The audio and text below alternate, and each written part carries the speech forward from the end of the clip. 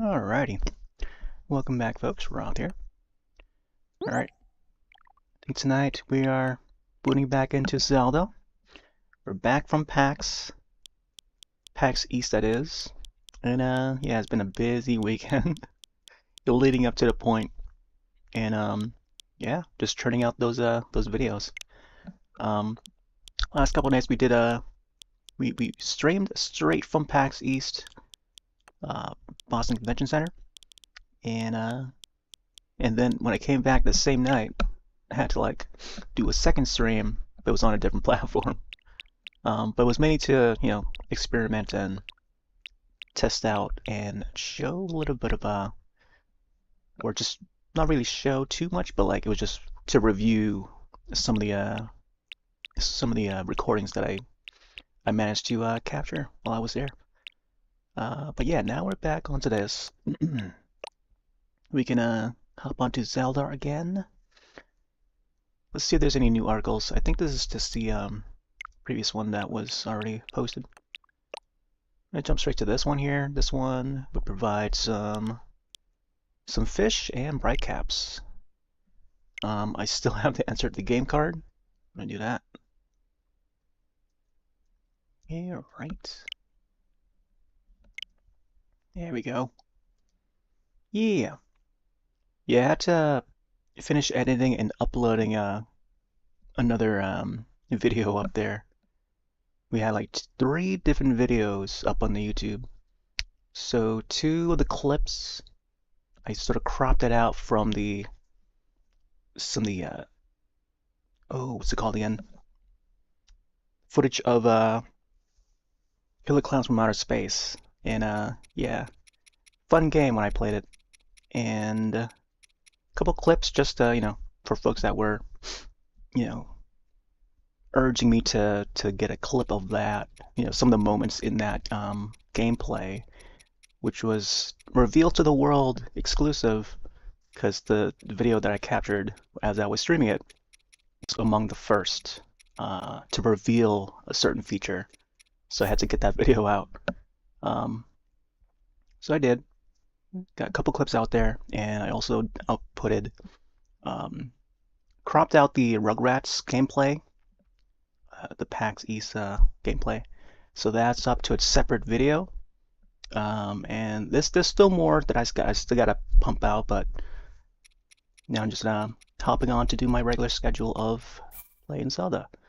Lookout Tower. I think this is where we last left off. Hey there, Pam. Yeah, back for the Zelda, huh? Not sure what I plan to do tonight for this game. I feel like I could try to memorize what happened last time. I might just roam around again. I'm not sure if I would do anything like that would progress in the story. But I'll probably just walk around and maybe collect resources and our usual Koroks and caves and stuff. But yeah, back to Zelda. Hopefully your weekend's going well so far. I feel like tonight, Saturday night, is a big night for a lot of folks. For us, it's been rainy and snowy and very cold. I think this like starting from Thursday, when I was at PAX, which is located in Boston, PAX East. It was pretty much cold the entire night, from morning to nighttime, and coming back, even at nighttime, it was much colder than it was in the morning. So my hands were like freezing by the time I got back. And I was trying to hop on to broadcast for a little bit, so I did like a short hour session, just going over the footage.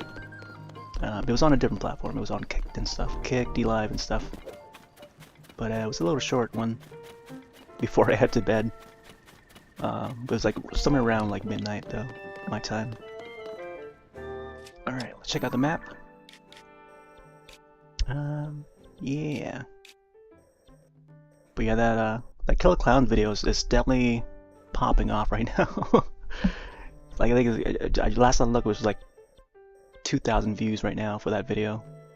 So it's like among the first gameplay footage of that PAX East footage. Message from an ancient era? Might want to head to that area and see what that's about here. I thought I went over here already. I did chat with that one guy that's over there. That's at Kakaroku village, so I'm gonna go over there again and see what's happening over there. Oh yeah, I think that guy asked me to get more messages from the scriptures in the sky, so I might look out for that. So probably roam around for more resources, and if we see any of those sky islands, we'll probably go up there and try to capture some more images of those. But let's check out what he says again, just to refresh on it. Pretty much, I think that's the most important part, I think. Let me go back. Where is it?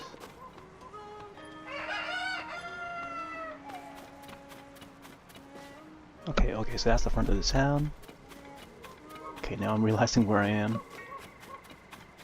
Alright, I know he's up here. But yeah, I'm pretty excited for a Carol Clowns game. I might pick it up when it launches. So that's gonna be like another month. A little more than a month away from release. So it's gonna be like... No, wait, I think it's a couple months. So sometime in June, like early June, I think. Yeah, June 5th or something like that. I think, yeah, once that game releases, it's just gonna be a lot of Killer Clowns this summer. So yeah, that's gonna be a summer game, I think, for me. That one and the new Endless Ocean. So, Endless Ocean comes out first, I think. Yeah, Endless Ocean comes out first. Early May, first week of May. So we're gonna do that. I think May also would be our Mario Party Marathon, so I'll try to fit both of those in there. But I think on the day that it releases, when Endless Ocean Luminous releases, I'll probably do that on that exact day. And yeah, and then we'll try to fit in some Mario Party in there. Each of the entries that I have. Hey, where's that guy? Is this the same guy? Oh yeah, it looks like it's the same guy. Couldn't recognize him.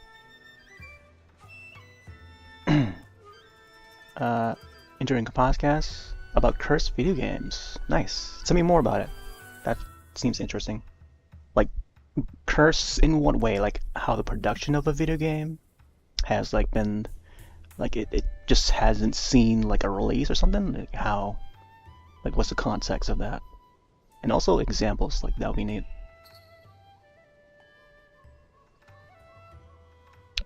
Let's see, according to Stone Tablet at Lookout Landing, we have 10 tablets left to find. Oh. If you happen to find more stone tablets on your travels, get some kind of visual evidence of them and show it to me. Make sure there's a nice reward in it for you. Alright, stone tablet, got it. See, I don't know why it's still blinking. Maybe I still have to get those stone tablets for them? Unless it's something like underneath, like in the ground or something, in the depths. Or above, I guess, I don't know. Let me see if there's one above. There might be one, like, in the sky or something. Oh, what is that? Oh my gosh. Is something... Yeah. The camera, I don't know why they decided to make the camera like that.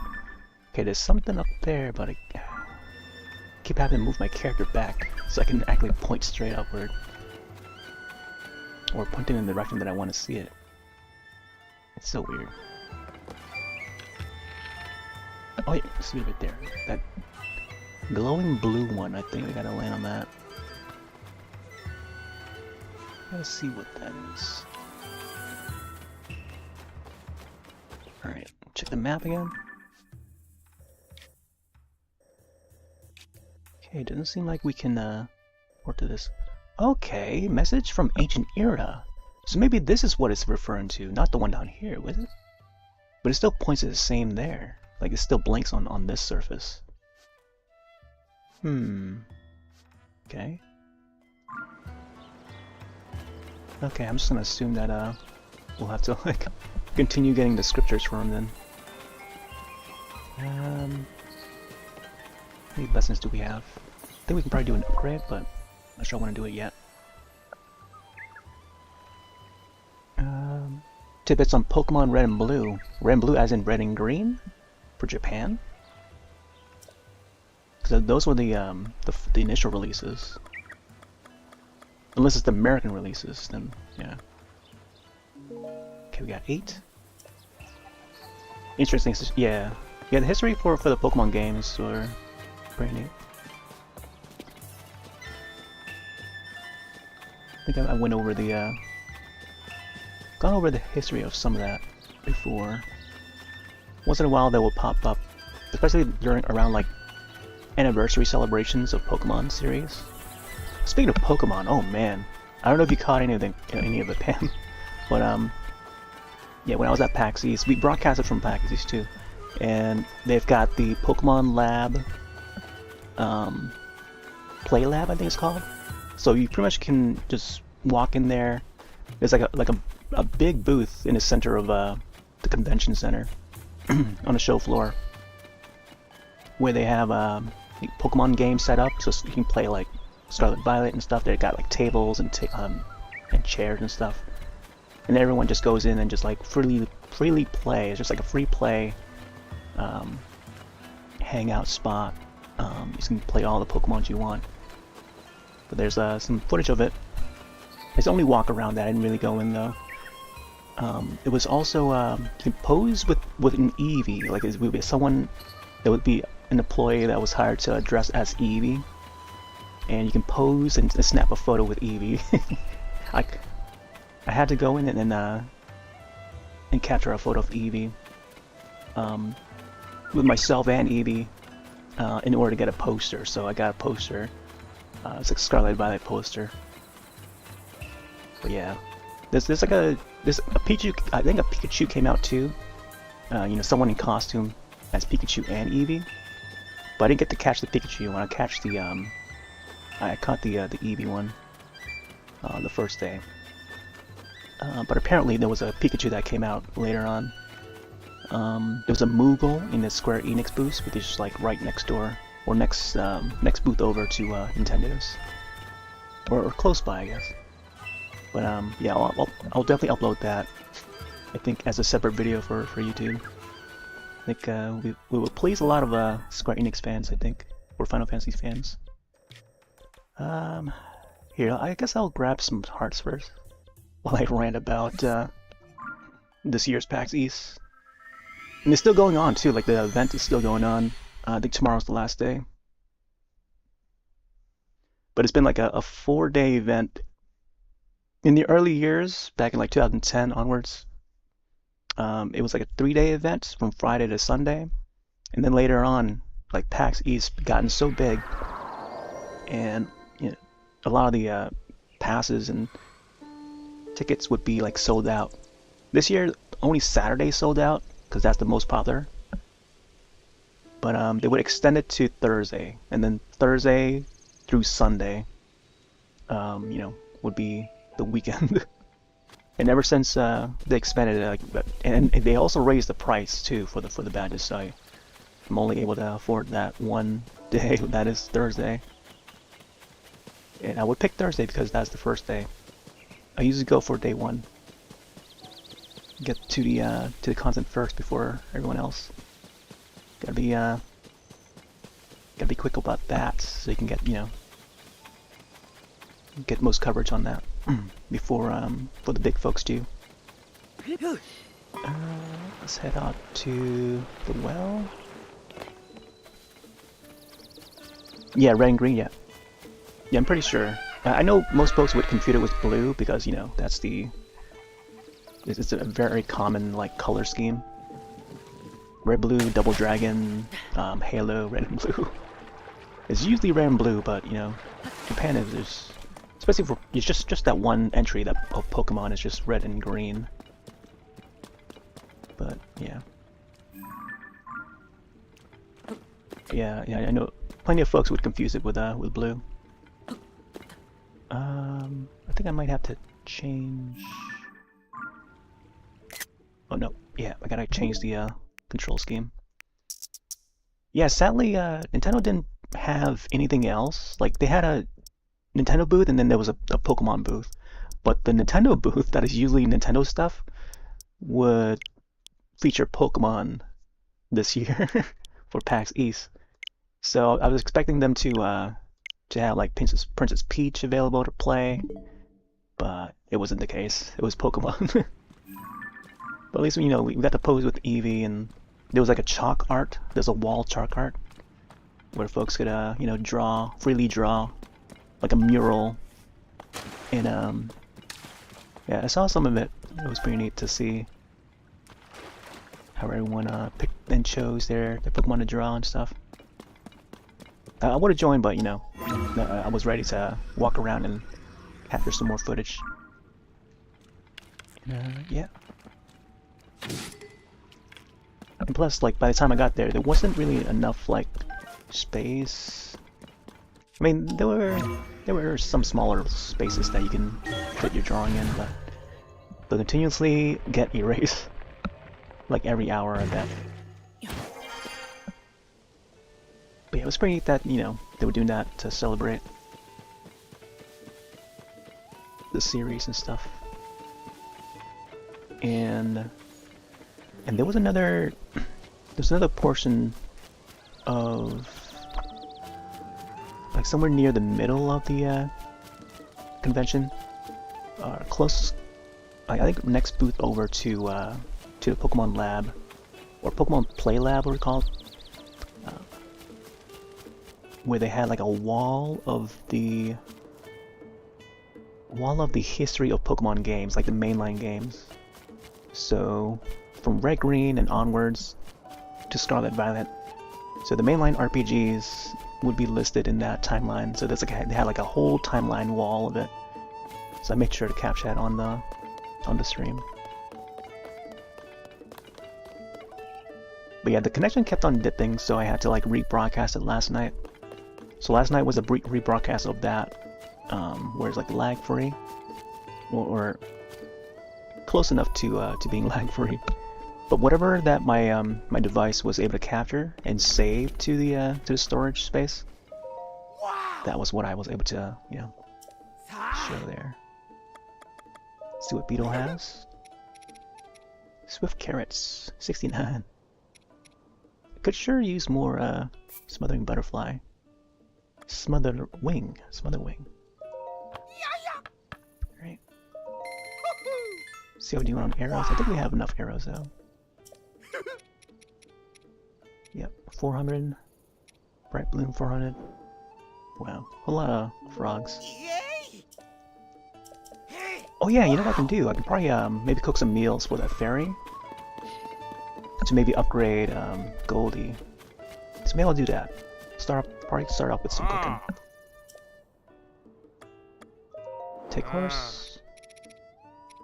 Yeah, we want to upgrade Goldie here. I think my goal is to maybe try to max her out. We'll see.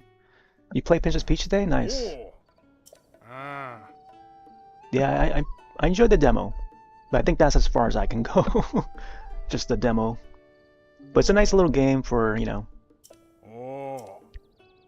for like a younger audience to learn about like the different genres of games, what games are available and stuff.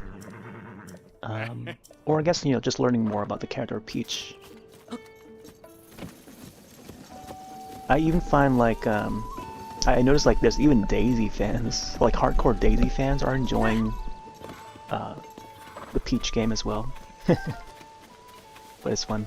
It's fun to see that kind of stuff, like that side of fandom. When there's like a Peach fandom versus like a Daisy fandom, and it's usually those two. I'm more on the side of Rosalina. Like ever since Rosalina was introduced in Galaxy, I was like more in favor of Rosalina. So every step of the way after that, after Galaxy 1, she would be playable in Mario Kart Wii, and she would be my main pick in Mario Kart Wii. But yeah. No idea if she would ever get like a solo game of her own, but it will be like a long way until we get there. I still feel like what's her name?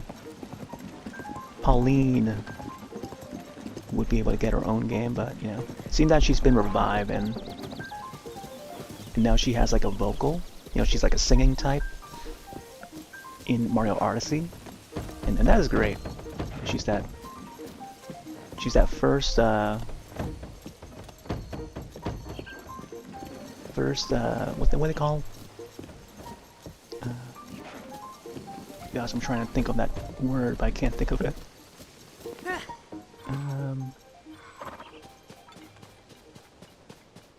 Princess that needs rescuing. I forgot what that is even called now. I'm just blanking out on it. My gosh, it's like on the tip of the tongue, but I can't I can't think of it right now. Oh, there's a boar.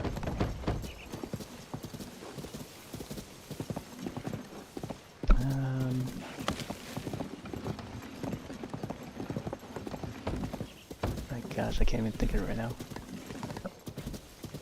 It'll definitely come to me. I think it starts with a D, but I can't think of the name right now. Oh yeah, I remember this guy. This guy is Yiga. I could probably get a banana from him.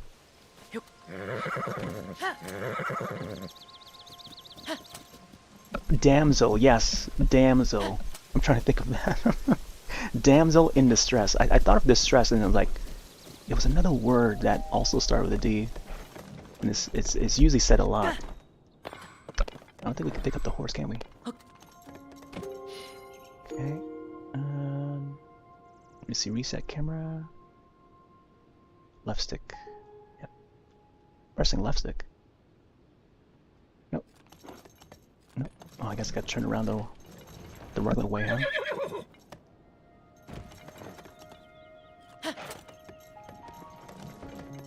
Yeah, she's like the first damsel. In the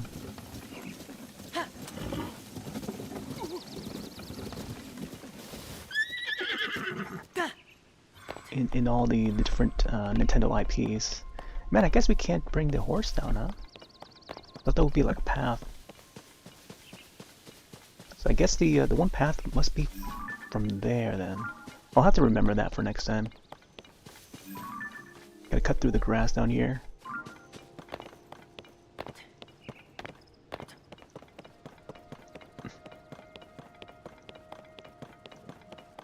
Alright, let's go back over there. Uh-oh, whoopee. Oh, I hope those guys took it, take care of it for me.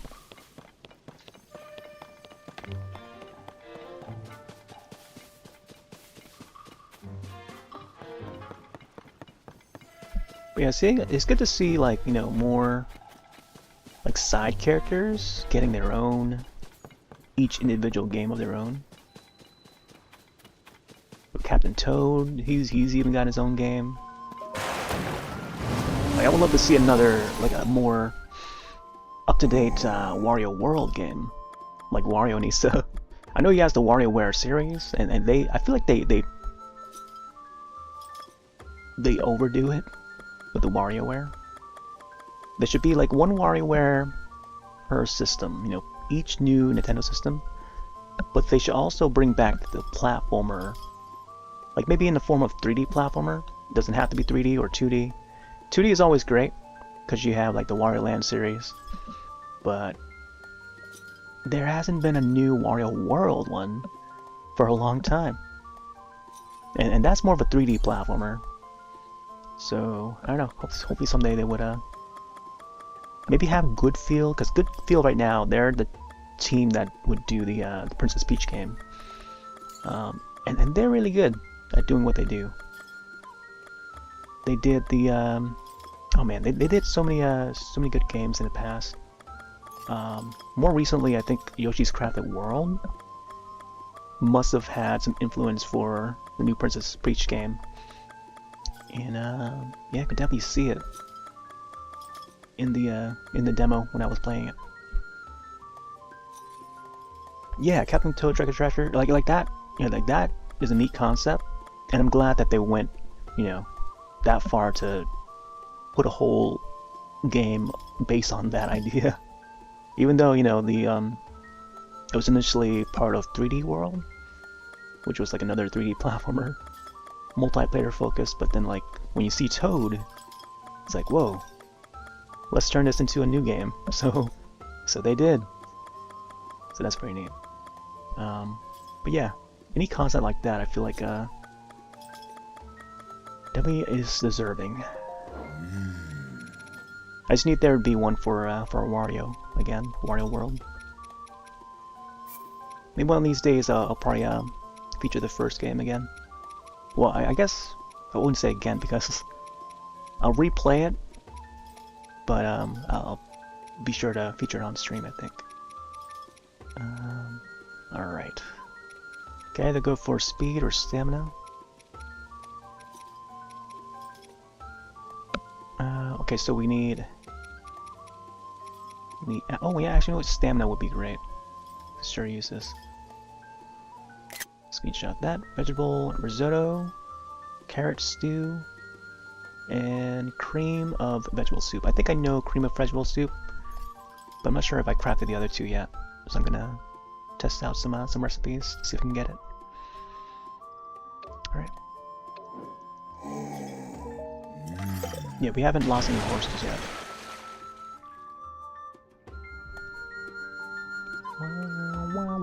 Like, can we even heal in it? No, I guess it doesn't heal. Man, you would think that each of the Great Fairy Fountains would actually do some healing, but it doesn't. Think Nintendo would launch Switch 2 with a new Mario game, or a new Mario game. I mean, they always have to do like a new Mario game.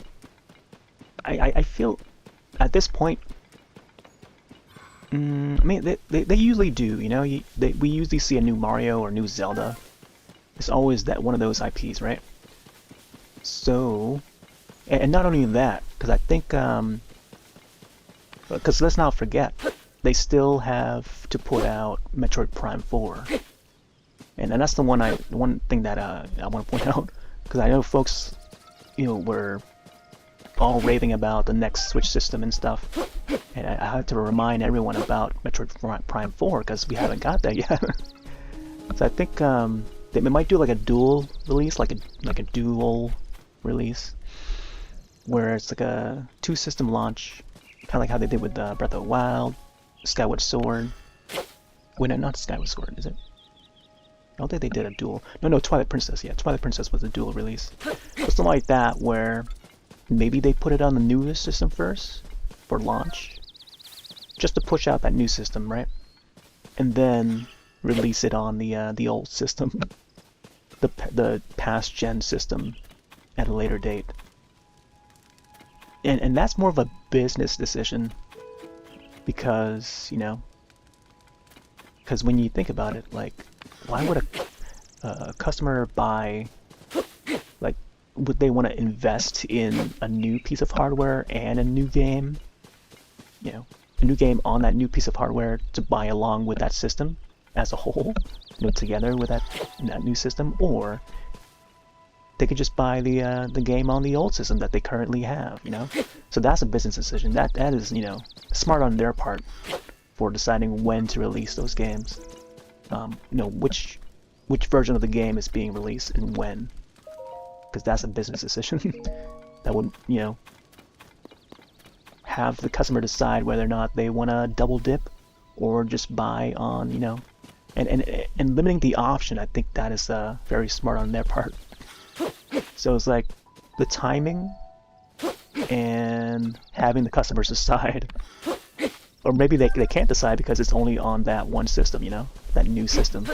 So they might do something like that, where they release Metroid Prime 4 on that next gen system, and then have it release on a Switch, the current Switch, either at a later date, or maybe they'll do a simultaneous launch. Who knows? But yeah, I don't know. I think at this point in time, it's like it kind of gets like anything can go. Like it's I can only go by how they did it in the past. But nowadays it's like they're keeping a lot of things under wraps, you know what I mean? Like they haven't shown any new hardware yet, and it seems like they're saving that next system for next year, not so much this year, because everyone's expecting it this year, so might as well push it to next year. And this is something I thought, like, even last year, or even the year before, like, maybe the next system should be delayed until another year. I even said it too. And this was back when I was playing Animal Crossing, I think, because by the time, like, Animal Crossing was coming out for the Switch, New Horizons, like, there was a lot of folks that were already talking about the next Switch system, and, you know, when that is going to be arriving and stuff, and, you know, the whole, like, 5-year lifespan of a single system nowadays, it should be a little longer, because you see how other systems, and just not that, but like the market itself is not, it doesn't feel like the market is ready for a new system yet. Like you can see PS4, PS5, but then PS4 is still getting those games. Rather than the PS5, you know? There's not enough reason to get a PS5.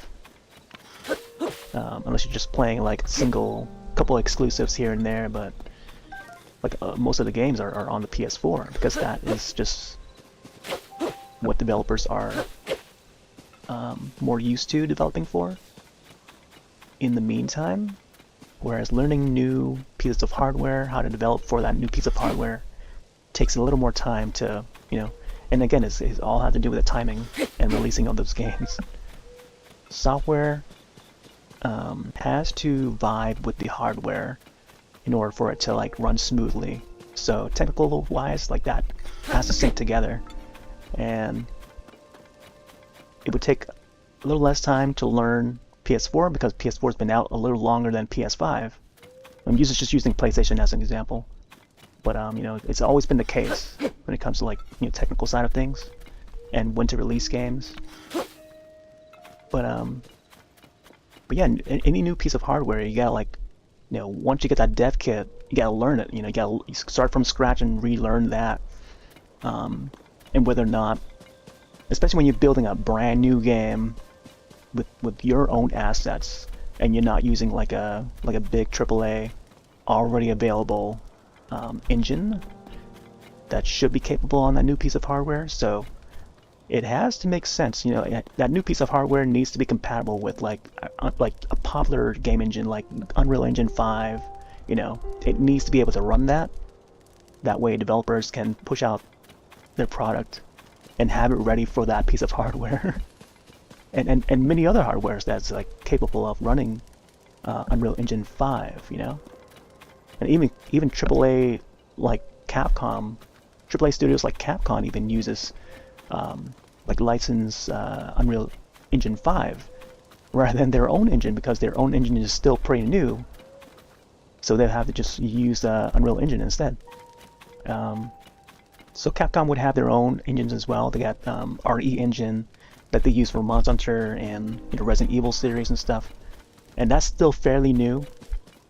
But over time, you know, once they get used to building on that and then having that run on multiple systems, modern hardware, then they're able to, like, you know, do better porting. But maybe I take that back, because like with what's happening with Dragon's Dogma 2 right now is that they cannot like, they would develop for consoles, but then like when they port it over to PC, it would have bad frame rates, you know, so it's not well optimized when it's like reverse engineering from console to PC, because they built that engine to be more compatible with console hardware rather than developing for PC in the first place, you know? Like stuff like that. There's just a lot of stuff that goes into that. So that's why, like, you see a lot of drama that's going on right now about Dragon's Dogma 2 that just released like a few days ago. threatened once again. Whereas like the PC port of it is running poorly than the console counterparts. So, you know, like stuff like that. But when it comes to Nintendo, they're just only producing it for the consoles, for their hardware. So they know, so they know what works on their hardware. And especially it's usually the Zelda games that they're most focused on in terms of graphics and stuff. As long as the next idea for the next Zelda game runs on that new hardware that they're developing for, they'll form that hardware so that it's powerful enough to run that next Zelda game for whatever ideas that they have. But apparently, you know, Breath of the Wild, you know, that's the one that shaped up the Switch hardware. So they made the Switch in a way where it could run Breath of the Wild, you know. But when you come to this game, it's like, you know, this is like the next, you know, follow-up to Breath of the Wild, but it's not. It doesn't run as well, but it just runs okay.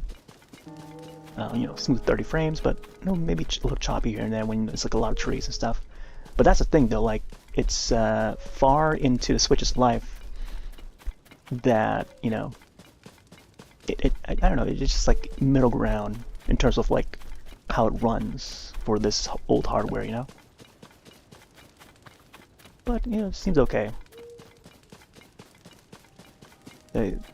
Like the more ideas that they have, especially when, you know, when they add crafting abilities to this game, there's going to be a lot of, you know, it's going to require a lot of resources just to be able to run it smoothly, you know. But you know, they didn't think that ahead of time when they're developing, because you know, at the time of developing the hardware, the Switch hardware, the NX, they was just only planning for the Breath of the Wild one, the Breath of the Wild entry of Zelda, and not Tears of the Kingdom, because Tears of the Kingdom wasn't even invented yet, you know? That wasn't in plan yet. So they didn't really future-proof for this game. They only made it so that it was, you know, planned for Breath of the Wild. I'm catching all these lizards here. Oh, little guy! I need to get some more of those pieces from his back and stuff. But yeah, I don't know. Otherwise, I feel like if they wanted this game, if they wanted this game to run a lot more smoother, then they might have to sacrifice or release like an expanded hardware to attach to the Switch, which I don't think it's gonna be. I don't think they would go that route again, because I mean, like I can use Majora's Mask as an example. Or Donkey Kong 64, you know, back in the N64 days, the N64 hardware by itself at launch, initial launch, you know, that you didn't have enough memory to run some of the later games that would release later on that system. So, for example, Majora's Mask and Donkey Kong 64. Well, I guess Donkey Kong 64 would come packed with an expansion pack. That's why they have that N64 expansion pack, so you can expand the memory 5 megabytes. I think there's a little more of that too for third party. I think they had more, but they come bundled with the game Donkey Kong 64, and you can use that, and you'll be able to run your game. You know, because there's like a lot of content in that game.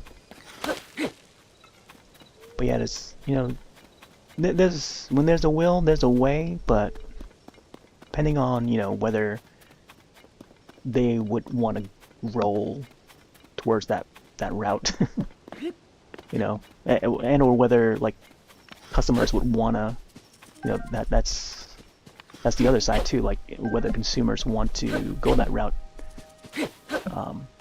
And same thing with the Wii remotes. You know, they came out with the Wii Motion Plus. You know, that was built in.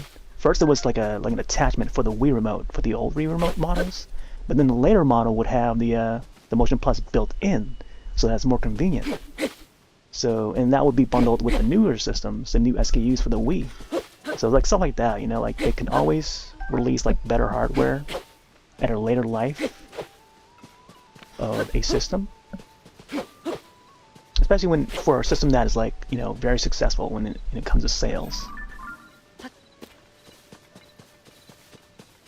But you know, okay. I don't know what I'm doing here. I'm just like cutting grass. Typical for a Zelda game, cutting grass. Let's see where I can go next. I could probably maybe catch some fairies or something. But yeah, like imagine if they were to put something else out there, like a piece of hardware that we can use to upgrade, like quote unquote upgrade our Switch console in order to run this a little smoother. Like imagine that. Imagine being able to like swap out the RAM cards, like whatever piece of the memory, like maybe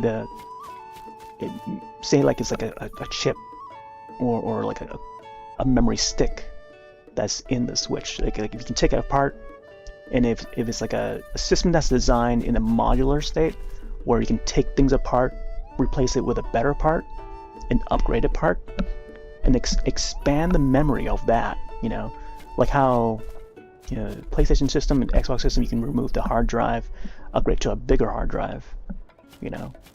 You can buy like a typical hard drive from like Best Buy or something, you know, and then like you swap those hard drives for that console or PC, because PC, you know, like it's fully customizable and it's modular, you know, like if they go the way of, you know, regular computers are, for consoles too, you know, like that, I mean, it's already heading there anyway. But just imagine being able to upgrade your consoles modularly, you know, just by getting new RAM, you know, for your Switch or whatever the next Nintendo system's going to be, PlayStation or Xbox, whatever, and then you'll be able to run your games a little faster, you know, even if it's just up to upgrade your, you know, your frame rate up a little more, just by 5 frames or something like that. Would help for a little, you know, for some folks. And I don't know, I feel like the idea can sprout from that. It's whether or not the companies would allow for that. Are they pushing for that idea or not?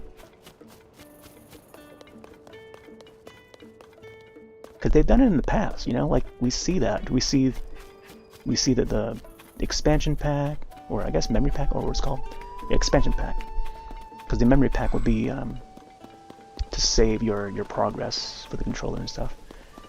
And then the Wii remotes, you know, that's another example. But yeah, they haven't done one like that for a while. Oh, I think the DS might have something. Yeah. The DS had yeah, the DS actually, if you buy the Nintendo DS browser, the Nintendo DS web browser, which I have, it came with an expansion pack for the memory. And then you actually connect that to slot 2 on the DS, the bottom part of the DS, or the DS Lite, I guess. And that's how you're able to run that web browser. Because you cannot run it without that expansion pack, because you need it. Because, you know, when you're browsing web, it will save all the temporary files and stuff. Oh, there! We got a bear! You know, today is actually Bear Day. Oh boy. Yogi! There you go, we got some meats. Yeah, today's actually Bear Day, and was it Puppy Day, I think, too? Hey there, Keggy. Here, let me catch up on the chat real quick. Sorry, I've been ranting like the past like few minutes. The last next generation consoles, probably. Who knows? I mean, we're not in the future yet. We're in the present, but who knows how the future is gonna be? Stadia is the future of gaming, but they release it way too early, whichever way. Yeah. Digital is the, I would say it's the a future, but I wouldn't say it's the future. I would say it's a vision of the future. And we see that with like the PC side of things, with Steam, how Steam is doing their thing. Like the whole Steam idea and model. And I've been using Steam for like pretty much, but 20, yeah, almost like 20 years. My Steam account has been around since like 2007, I want to say. But I actually used it a little before that on a different account. And then I had to make a new one in preparation for the orange box when it first released. So back in 2007, that's how old my Steam account is. So I'm more familiar with that, like how the process of that goes when they're putting out new games and stuff. So digital distribution, they've innovated on that on so many levels, and which is how other digital stores like iTunes had gotten so popular. You know, when it comes to like buying music and, you know, videos and stuff, different media on places like that. And now we have like Netflix and stuff. You know, like the whole digital space, digital services for a variety of like different media has gone that route where like both not only games but like movies too has gone digital, and they're available for digital before their physical counterpart. You know, like some of the movies that would play in the theaters, like say Ghostbusters, the new Ghostbusters, Frozen Empire, for example, will play in theaters, and then like 3-4 months later, it will be out on digital first before it hits physical. You know, before it hits Blu-ray or DVD. It'll be digital first, and the same thing with like video games. Like they put it out on digital first, and then like the physical would have a later date of release.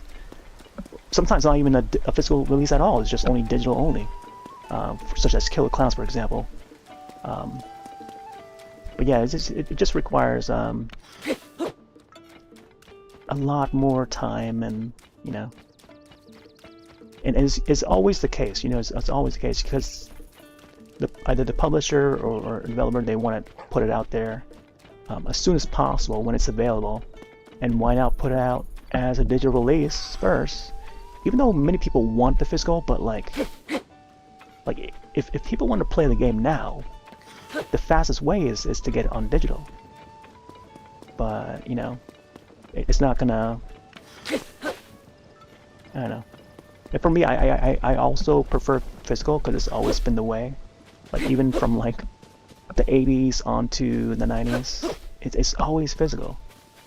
But up until like the digital age, we're in that age, the digital age, where like all the media that we consume and are entertained by have a digital version now.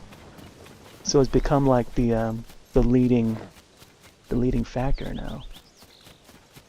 And the physical, they can always be a physical, but that is if there's enough effort to make it happen. If there's enough effort to make it happen, then it could happen. But yeah, it just requires more money. That's why, I don't know, it has to sell first. Like either whoever published it or whoever developed it, whatever the piece of media is, they have to know that their product sells first before they put out and sacrifice, risking a whole lot of money just to print out a product, you know, either on paper, on disc, on plastic, on shirts, cloth, whatever.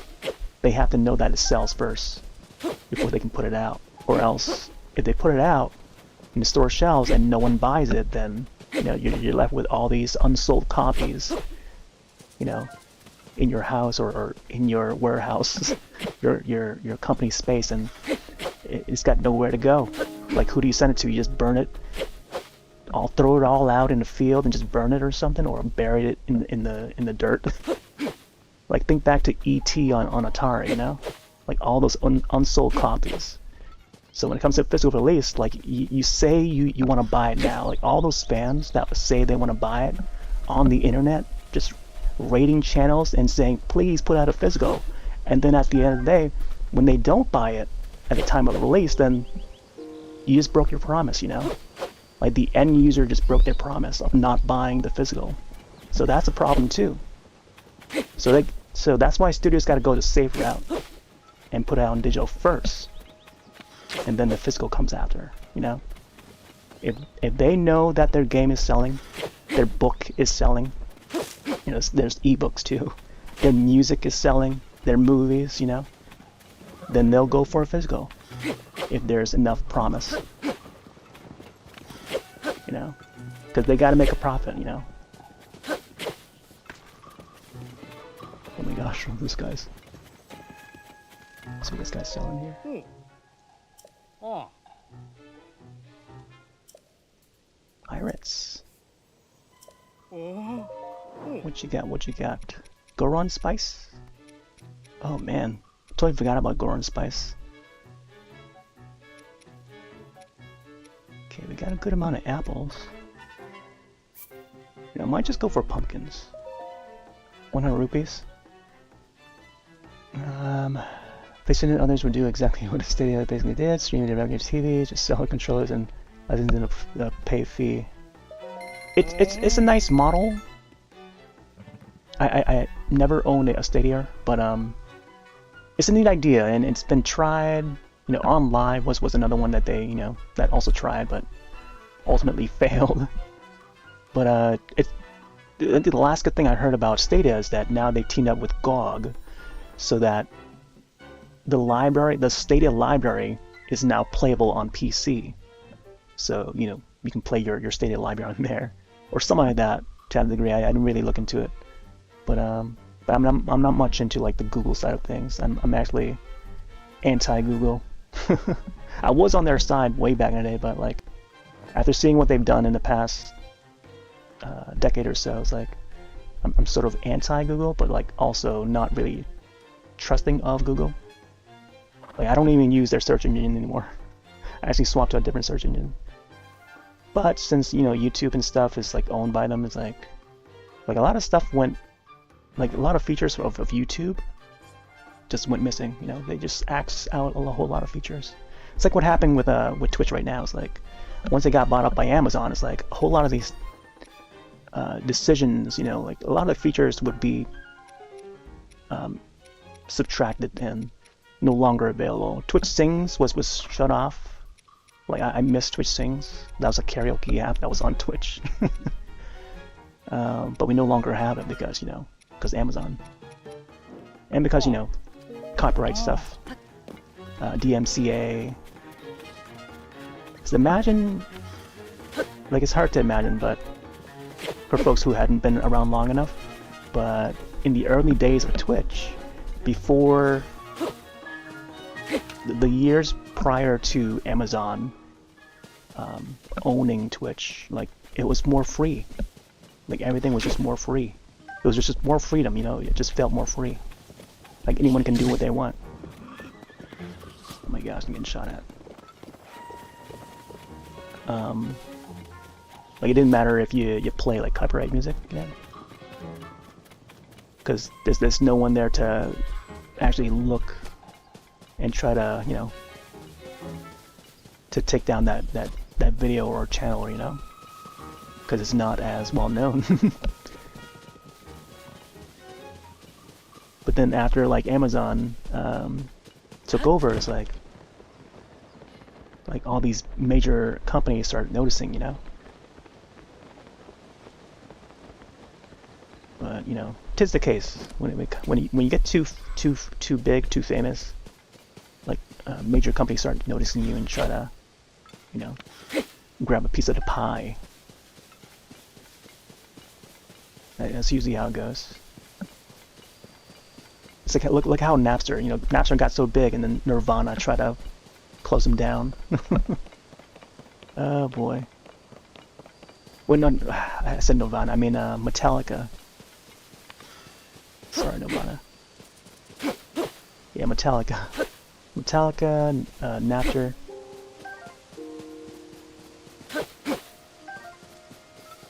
But imagine if Napster was not known. Like there were so many other P2P apps out there at that time that were around, but like not really well known as Napster. It's just that Napster was the one that was like picked because it was most well known. Picked and brought to court. Oh man, like all the legal stuff. You can all blame Disney for that.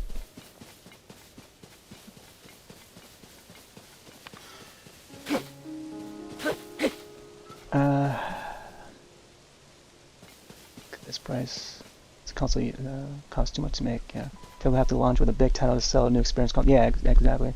Or you wait till a new Zelda game's ready. Yeah, I don't think a new Zelda game is in. I'm surely they're working on the next Zelda already by now. But I don't think it's gonna be a big like 3D adventure like this.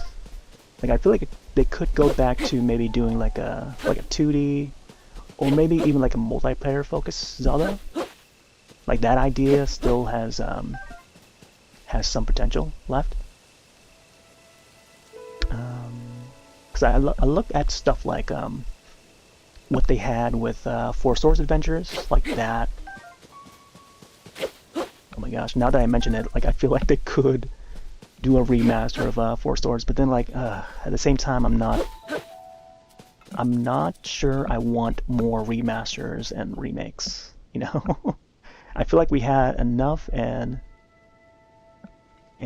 so many of them for the current Nintendo system that we don't need anymore. But people keep asking for them.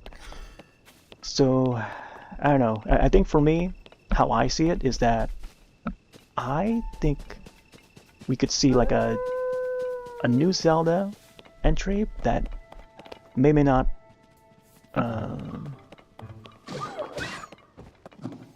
may or may not be related or connected to like Four Swords Adventures or something like that, but maybe something similar where they may have some ideas that they may want to try.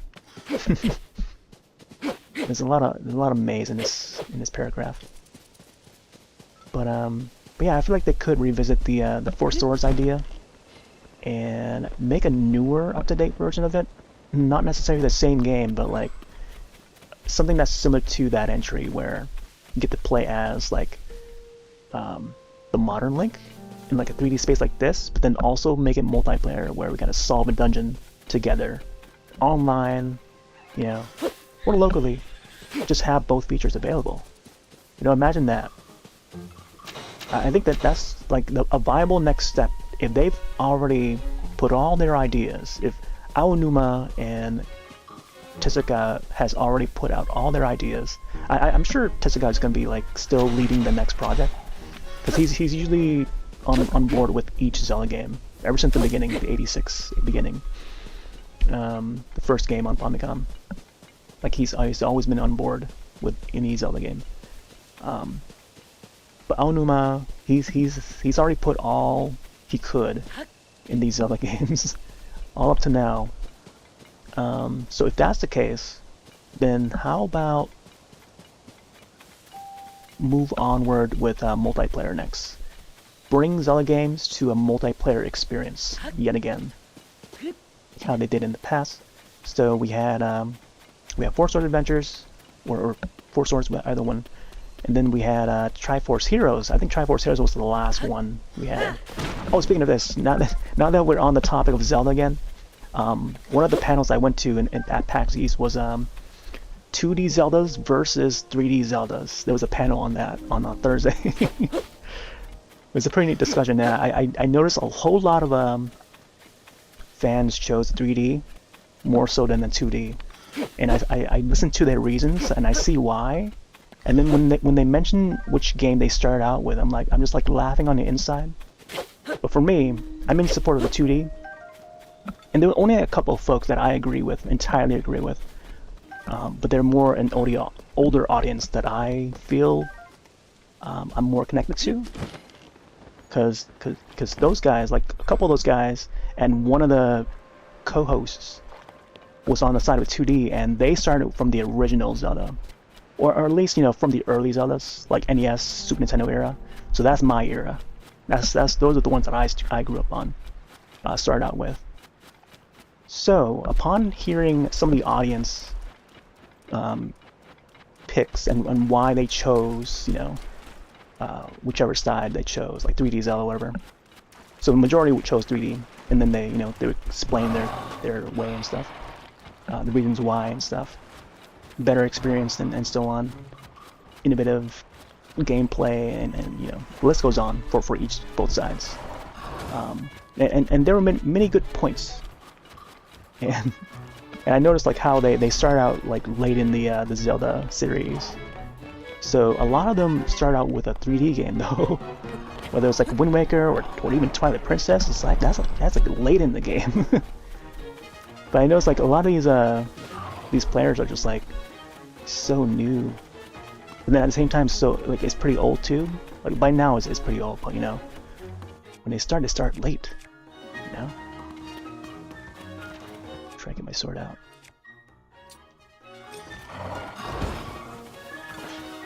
But nothing against them, but like it's like I don't know. I feel like it's good to experience the 2D games too, just so you can have a better scope and also experiencing it with time. Like you gotta think with time. When this goes for any franchise, whether it's a movie franchise or a video game franchise, you watch like the Alien films, and then like for someone who watches like the most recent one first, and they think that is cool, maybe it's a bad example, but like if they think the latest Alien film is the cool one, but they haven't seen the first one, the very first 79, then they gotta rewind themselves back and watch the first one and see why that one was good 40 something years ago, like using that example, and now like here's another example here is that how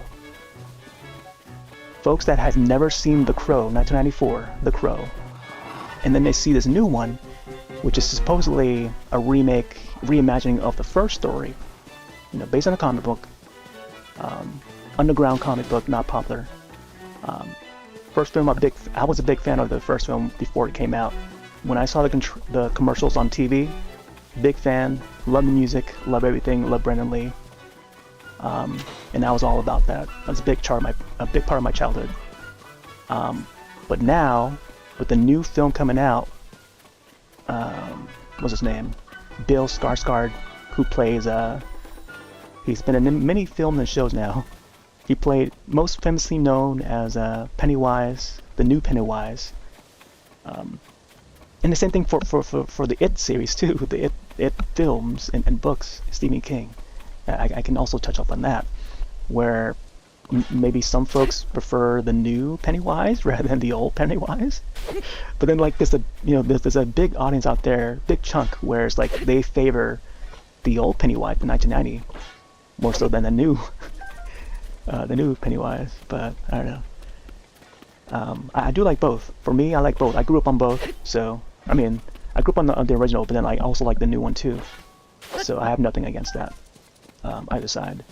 So now Bill Skarsgård is going to be the new Eric Draven for this 2024 version, and in no comparison to Brandon Lee at all, because I like there's so much to like this, and it is what they say too, like you cannot capture a thunder in a bottle, recapture a thunder in a bottle like that with how they did with the 1984 film, because it was just done in a way where it's only possible then, and even then when they were trying to make that movie, like they had to beg for the studios for them to make it, for the director and that actor to make it, because they were going to actually like New Line Pictures was going to go for a different casting choice and a different team to make that film happen.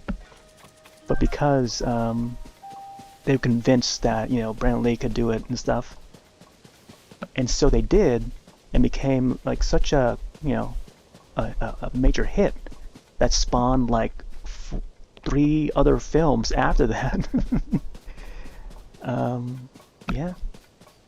That's a great classic right there. That's one of my favorite films of all time.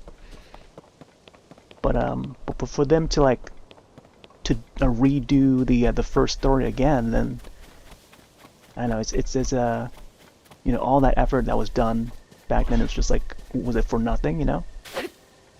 Maybe, of course it was for nothing. It was not for nothing because it garnered a whole lot of new fans and stuff, and such a, you know, a cult fan base that it even makes us try to defend it, you know. But I'm gonna stay optimistic about that new one though.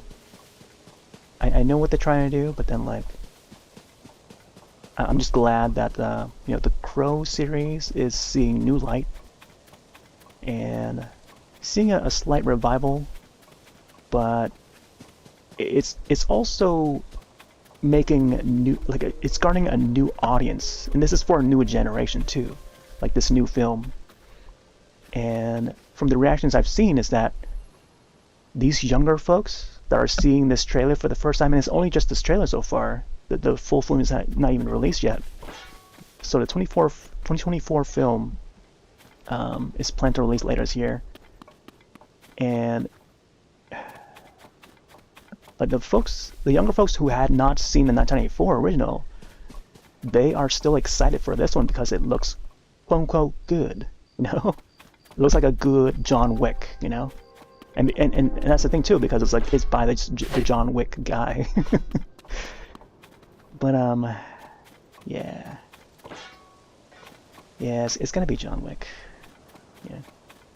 And again, it's like it's the same thing for like a lot of old IPs. It's like they gotta make it for the newer generation, garner new fans. But do they really have to do the first story? You know, the thing with the Crow series is that there's many different Crow persons. You know, there's a different character each story, and they could have gone with a new set of characters, like how they did with the second film, City of Angels, that came out in like the mid-90s, like a couple years after the first film. Like they could have gone that route, but they didn't. They had to just like redo the first story, and I don't know. I don't know what their plan is. Like I see that they're trying to start from square one again, because maybe they have other things in plan for the sequel films. But that would depend on whether or not this new reimagining of the first story is going to do well or not, you know. That is gonna be the deciding factor whether it should move on with that next film afterwards.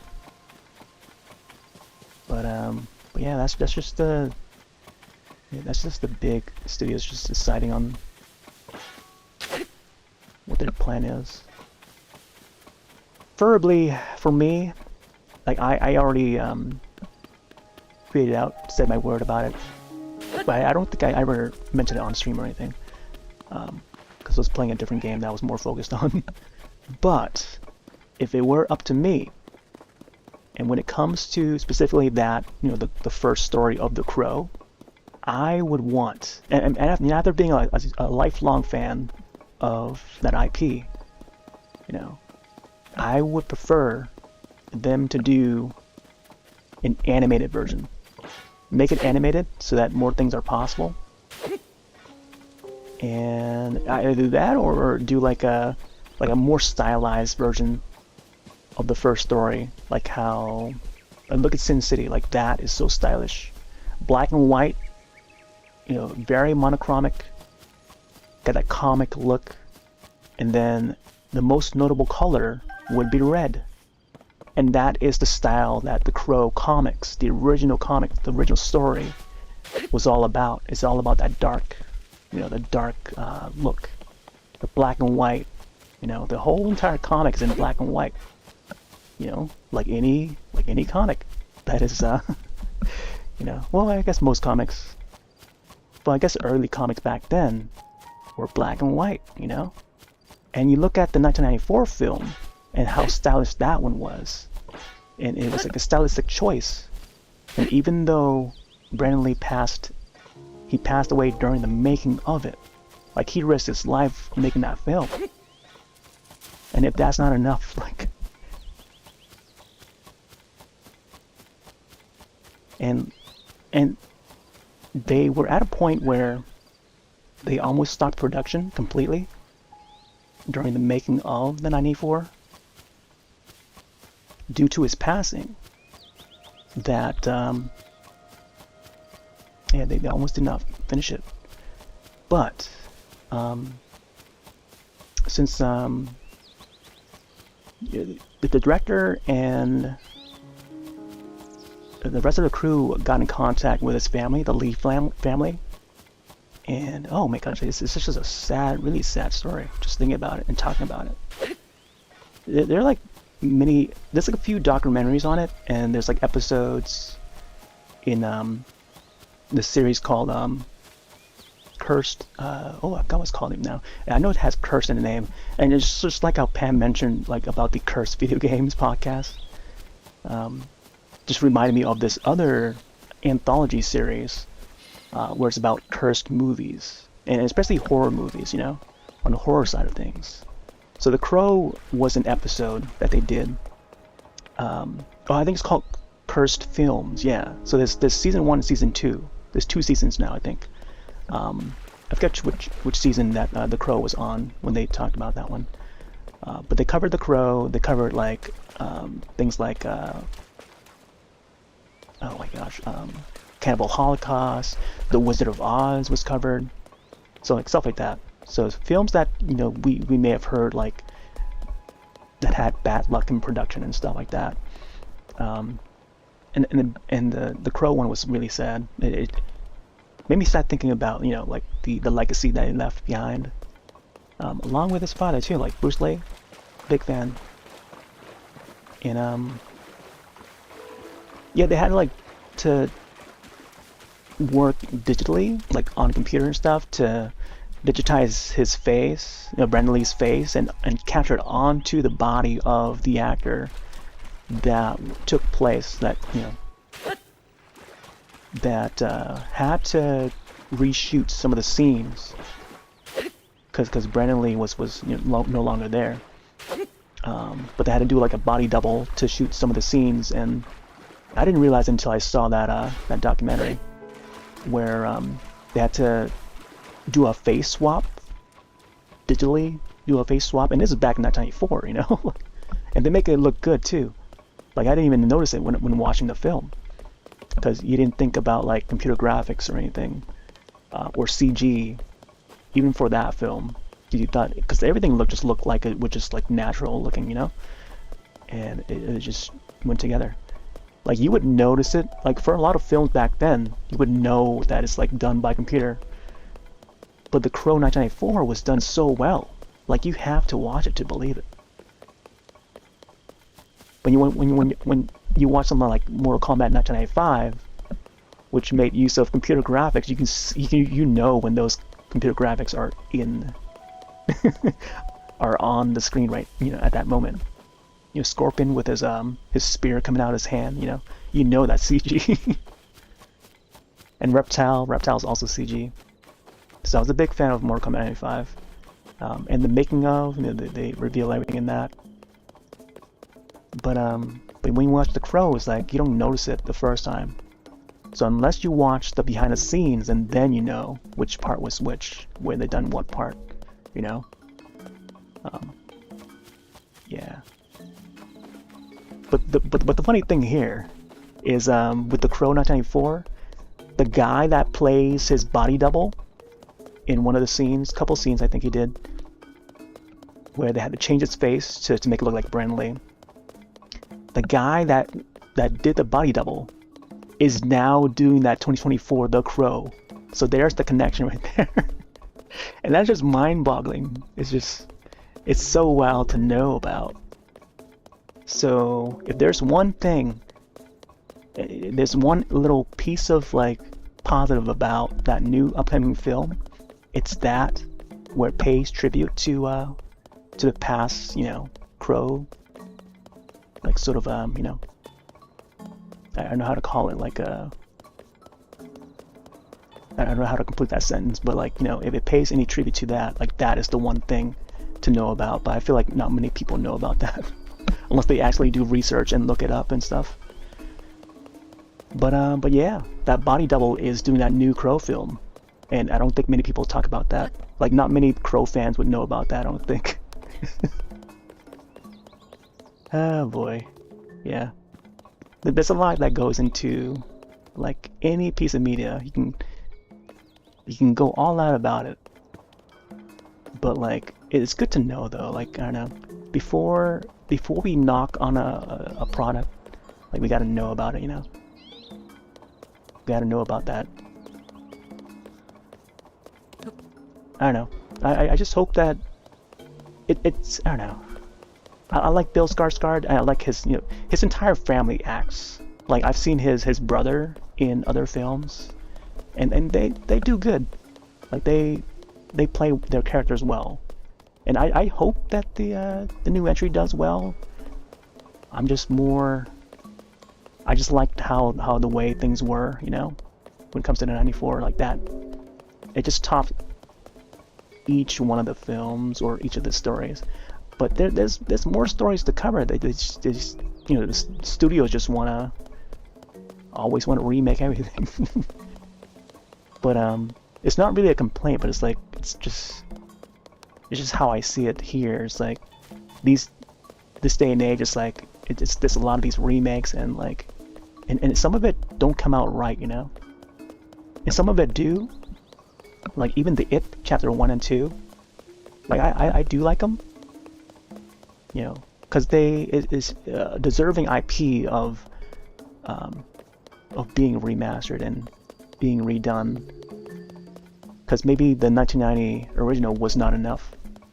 By original, I mean the first live action take on it. With the original being the book and stuff. But yeah, I mean, as time passes, it's like some things just go out of date. You know, some things expire. The look of a certain character, the way they have the hairstyle with a ponytail. One of the characters, the main characters in It 1990 miniseries, he would have a ponytail, just like how Link has right here. He would wear glasses, but when you look at the new version of It, Chapter 1, but we don't know it's Chapter 1 yet, we just know that it's It. But they were playing Chapter 2 afterwards in the end credits. That main guy does not have the ponytail, or at least the grown-up version. So in Chapter 2, when they put it out, he no longer has that ponytail. He would have the glasses though, but he didn't have the ponytail. So there's like some changes like that because, you know, fashion over time would change. You know, how the way people dress and stuff. Technology would change drastically. You know, people would have phones now and stuff like that. You know, how do people communicate and stay in touch? You know, social network, the internet, you know, like all that gets updated. So imagine this new Crow in a time where, you know, everything gets upgraded and technological side of things, you know, people would have phones and stuff. So whereas the 94 did not. The 94, it was smokes and cigarettes. Barely any phone use. I think it was, if any phone use at all, it was just the home phone, like a landline phone. And there was a scene where, you know, the cop would use the cop character in the 94 was actually a combination of two characters from the comics into one character. So he would be the one that used the phone, but it was like a landline phone because he's a cop, you know. And I guess also walkie-talkie, but not really much walkie-talkie. And then I guess Darla was the mother of Shelly. No, not Shelly, Sherry. Her name is Sherry in the comics, but in the live action '94, it's Sarah. So Sarah's mother, Darla, would use the phone to try to, you know, fetch for a ride back home or something because she was hanging out with a femboy. Because she wanted to be a good mother to her daughter, instead of hanging out with Funboy and doing drugs and stuff, you know. So it's like it's a pretty touching story, pretty dark and touching story. I wish more people would seen it, you know, or especially watch the original, like watch it on a Halloween night or the day before Halloween, which is October 30th, because that is the perfect night to watch it. Because of, you know, in context with the film and story, because it fits. It's a Halloween story.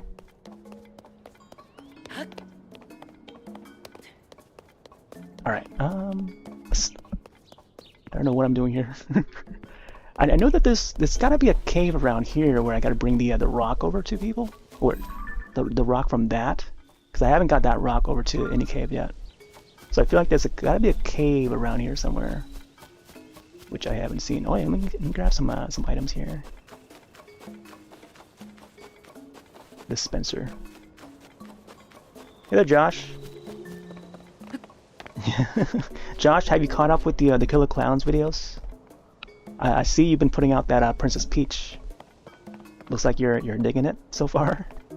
I assume.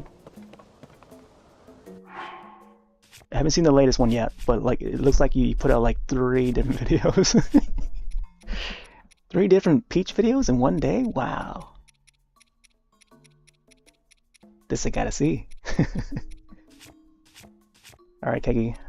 Yeah, this one's live. I'm just like ranting and just over ranting, I feel, but like I feel like I just gotta get it out. I just gotta get the word out for some of the things that I enjoy. Looking over to the chat now. Could try to ride a bear. Yeah, I wanted to ride that bear. Maybe on the next one I'll try to ride it. Yeah, the Killer Clowns, man. Like it's a whole lot of fun. I wanted to play more. I only got to play like 1 match of it, and I played as Jumbo. So you know, I was a 1-player person. So they, you know, and when you wait in line for a game, like when it was a convention or like a PAX event like that, they would try to group you up depending on the game. It was like a 5-player versus another team of 5. They would get you in pairs, and then, you know, if you're, you know, we try to organize it so that, you know, like they fill up the seats.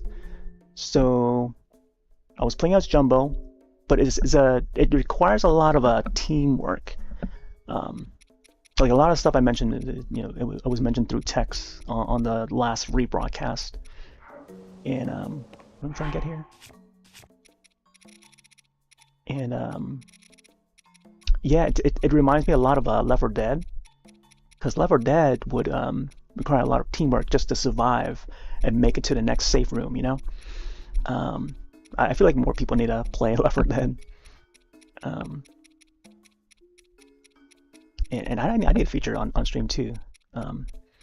It's been a while though, but a game like that is you know, it's team versus team, multiple members on one side, and then the other side would have the equal amount. And here we get 5 of these. And the same goes for Killer Clowns from Outer Space, because there's multiple clowns and there's multiple humans, as opposed to you know, on the other side and stuff. And you got to strategize. So microphone is important. Communication with your teammates is important, to know where, you know, where the humans are and stuff, like, you know, spotting where they can be. So that's gonna be fun, trying to communicate and trying to figure out, you know, who has what role.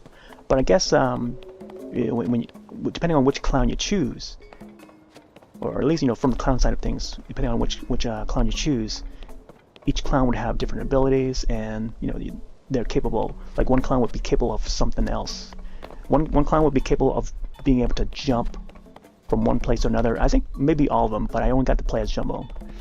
And there's also the AI clown. That is the clown. What's his name? The Jackies, or Jackie. So those guys are spawnable from the generator that we gotta upgrade. So we bring those cocoons to those generators to bring out to start up the clown apocalypse. I don't know how to say that. Yeah, I think it's clown apocalypse.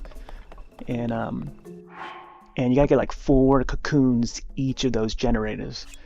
And to create cocoons, you gotta find those humans and turn them into those cocoons, which require, I would say, you know, you gotta strategize and get them to, you know, to catch them.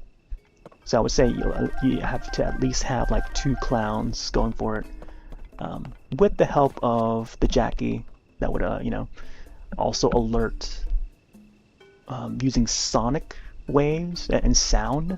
Oh, there's also a panel. I don't know if you caught the panel for with the Chiodo brothers and Ilphonic. They had a panel talking more about the game and stuff, and also the movie. Yeah, there's a PAX East channel. You look up. They also have a YouTube channel. They might have it on YouTube archived, but there was a panel earlier today, so they had a panel, you know, talking about the game and movie. There's some important stuff in there that you should probably check out. Oh my gosh, there's some things that were slipped during that panel though. One of the Chiodo brothers mentioned something that he was not supposed to mention, and yeah, there was like a pretty neat piece of info that they put out. So now the cat is out of the bag.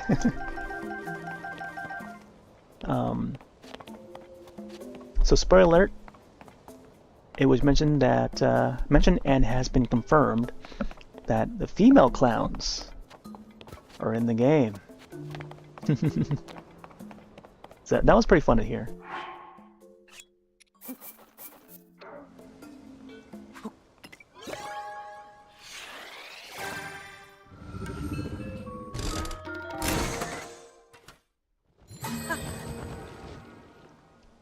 So yeah, I got a feeling that there might be a lot of interesting updates, I think, after it releases. Well, speaking of cocoons, right there, there's like this balloon here. Bring it upside down, it would look like a cocoon. I'm seeing cocoons now in a Zelda game. Oh boy! All right, we got enough parts there. You know, let me check the village here and see what's happening. Maybe we need the battery?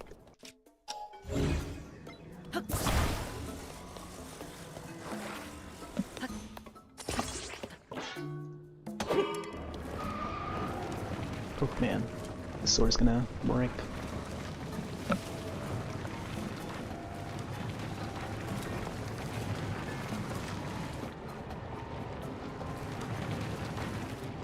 But yeah, I would definitely advise to watch that. I'll probably try to link it somehow. Actually, no, let me find it right now while I ride this thing. I didn't check their YouTube yet, but they definitely have a PAX page. Let me see if I can find it real quick. There's also PAX 2. Oh, it just keeps. Oh wow, it just. Okay. It just keeps going, huh? Oh, we're almost there. Wait till it, I guess here. Is that guy still in charge? He's still there. Whoa there! Want to use the rail car? Here, let me look at the video if I can find it. Try to grab the timing for it too. Albatross Theater. Oh, I gotta wait for an ad to finish.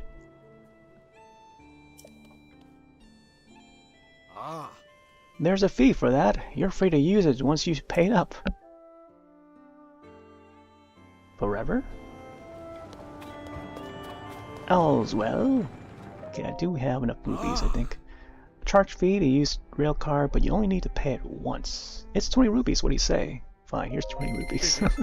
Very good, you're all set. Yes. Profit, profit. Ah. Controls are simple, just give it a whack to either start or stop it.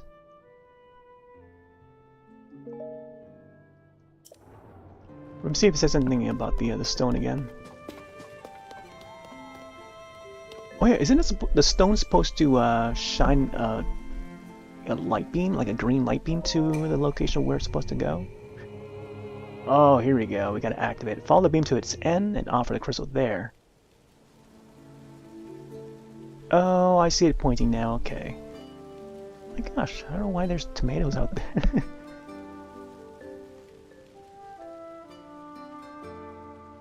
Okay, I found the video.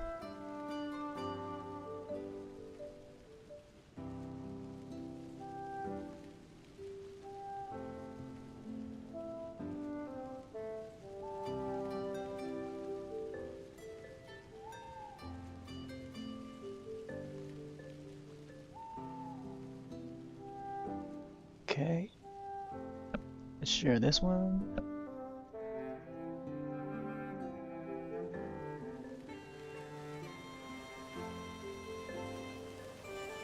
Here's the panel.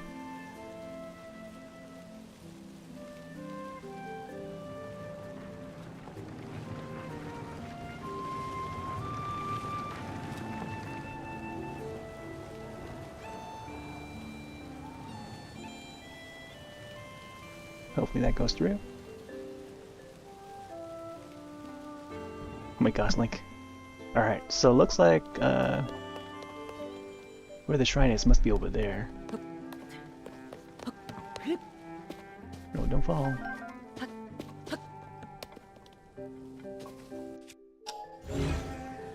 Alright. So let's do this. Bring this stone over to the to where that's gonna be located.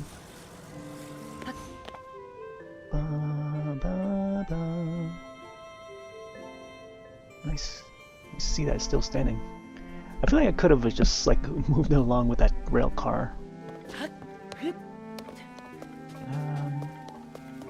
I feel like I should maybe build a vehicle or something to float down there. See how we do on meals. I was supposed to craft some meals for the ferry, but I went sidetracked. But yeah, there's that panel. There's some good stuff, some good tidbits and behind the scenes stuff.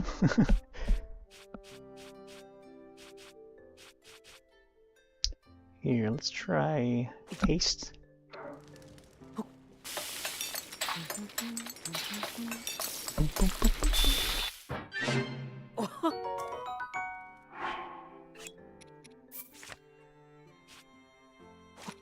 Let's get some defense.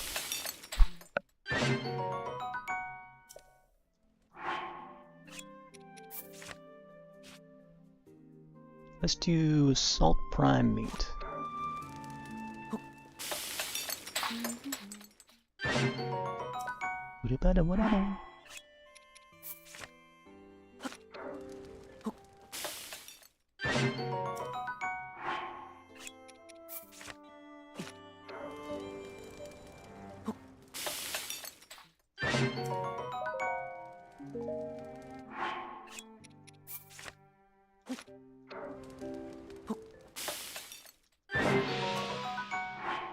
Right.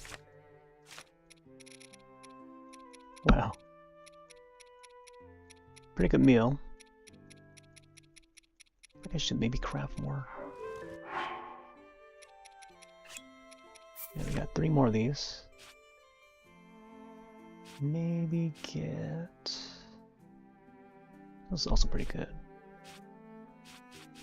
Yeah, let's get like one that has attack or something. This one has double attack, I don't know how. Banana, I guess, and then the mighty must have caused it. Let's get this. Ooh, man, double. Get 2 more. I think the Salt Prime is good. 6 there. This one's also 6. Salt grilled? Oh, this is the same. Okay. One is nut there, and one is pepper. wait. Let's see. What's the difference? Oh, one is apple, and then this one's nut. Okay, let's go for this one. So they've got like plenty of nuts. Just one extra heart though. About it. There we go. Alright. Oh, there he is again. Man, I need to... Okay, so, oh, that's from that chasm that I just passed by, okay.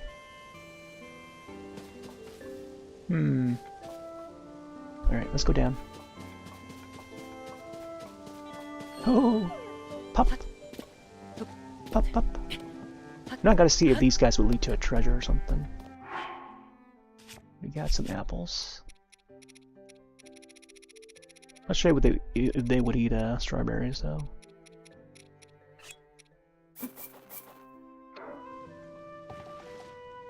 See if any of these guys would bite. They're both going for it.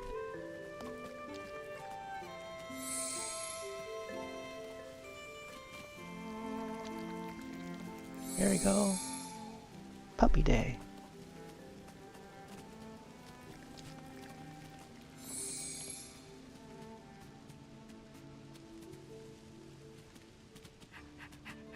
Can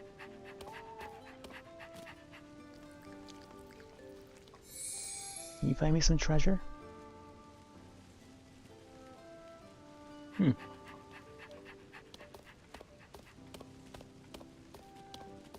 Okay, now he follows.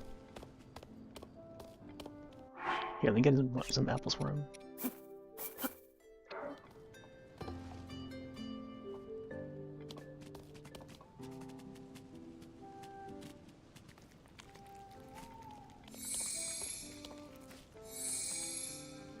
Oh, is it time for treasure? No? No treasure? Man, I feel like it has to separate each dog. And you gotta feed each of them. Just to see if would lead to a treasure or something. But we're definitely building some affinity towards them though. Oh, there they go. Yep. Alright, never mind. Let me try another time. Let's go find that cave.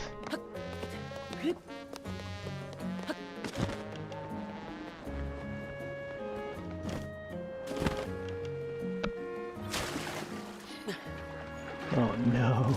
Yeah, let's not go into the water. I'm gonna bring it back out.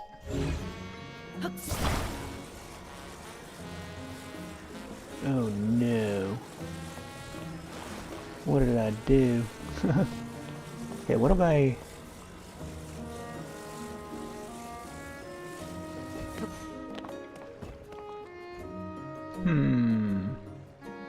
If I can attach that... Oh, but then I still have to sail anyway. Let me see if... I don't think it shows up on the map, does it? No? Alright, I think this is going to be a goal, is to maybe bring the stone to where it's supposed to head to.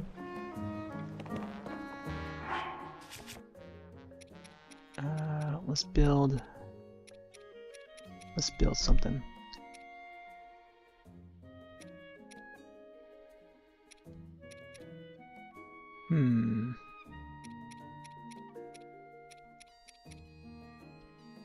Let's see if this one floats on water.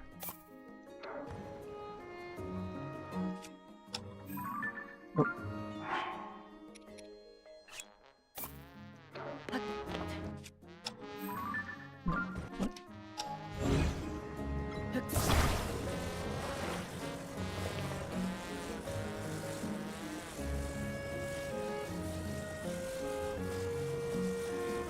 Oh yeah, no problem, man. Yeah, I saw that earlier today. You see some of the messages that I put in there. Because they have a feature where they would replay the live chat. Gonna do 100 facts about Killer Clowns video game. Nice, nice.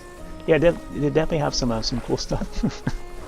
Some new, like fresh right out the gate bit of news on there too. That was accidentally revealed. It's pretty funny. It's pretty funny. Oh my gosh. Too much weight. It's pretty funny how when it happened. Oh man.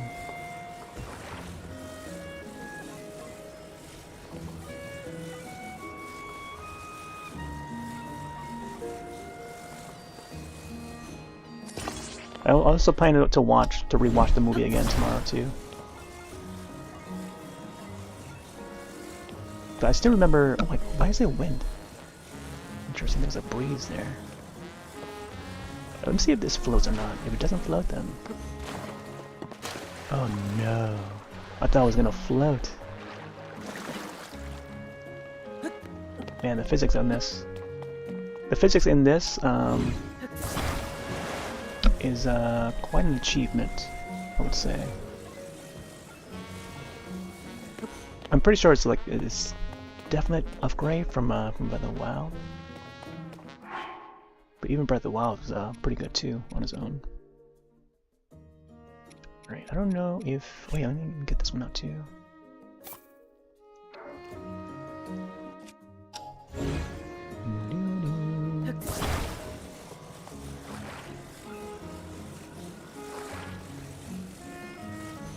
It's gonna be a weird setup.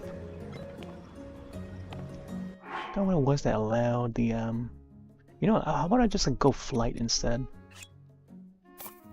Yeah, let's get some more wheels out.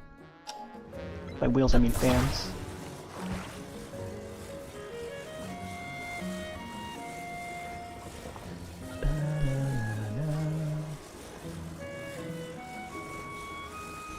Yeah, let's put it on the side, I guess. Yep.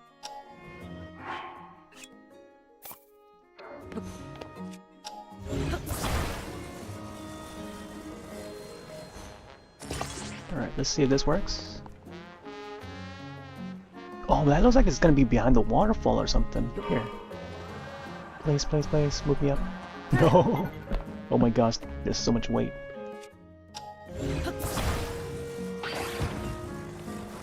So much weight.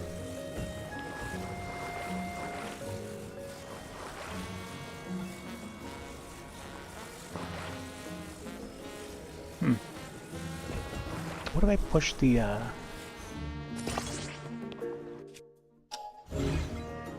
steering towards the very front?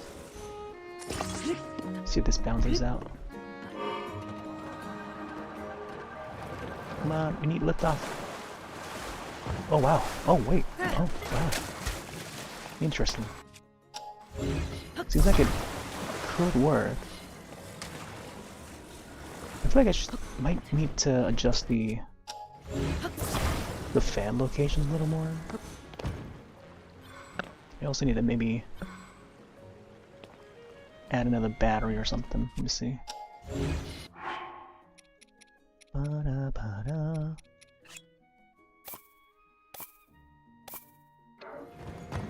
Oh, they allow for this many batteries.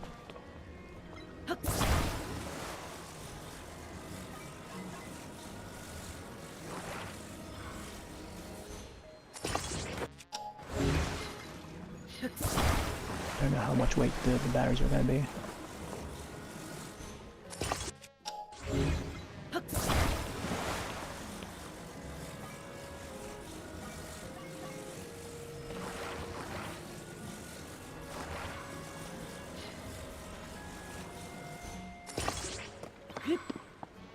Alright, let's see how we do. Yeah, you know what? I think the third fan in the back is what's causing it to go like that. I tilt it. Hopefully this works.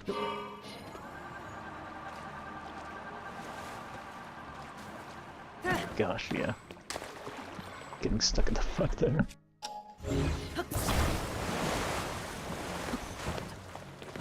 Alright, here we go.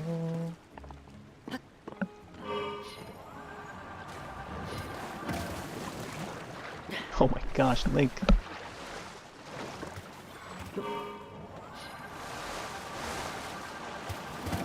Oh, frog. Oh my gosh, alright, Oh wow, we got some Highland bass.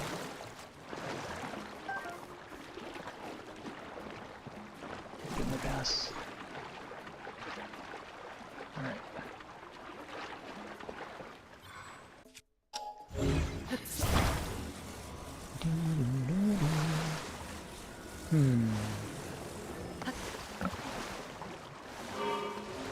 No way. I saw the Highland bass. Is it trapped underneath my contraption? Oh, there's more over here. Oh, it's so close to the surface there. Shallow area.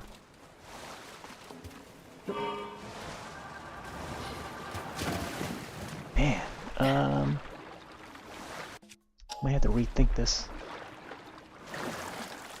I do want one of the fans to face a certain way though. Let's see.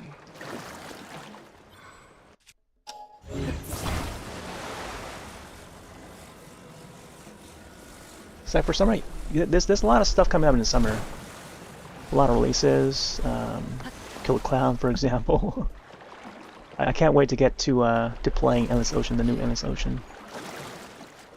I'm still kind of a little wary about how much content is going to be in that game, but as long as there's a lot of fish, I'm a little wary about the location. Like there might be like a small map or something, but I don't know. I just hope that it promises what it promises, And at a price point of $50, I mean it's probably worth it, I think. I just hope that it it offers.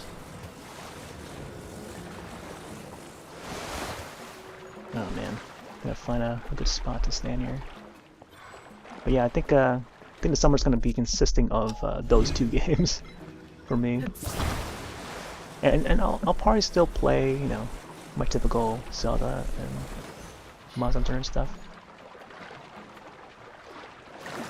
And we usually go camping, so I'll probably take like a weekend off. I'll probably still stream from the camping spot again too.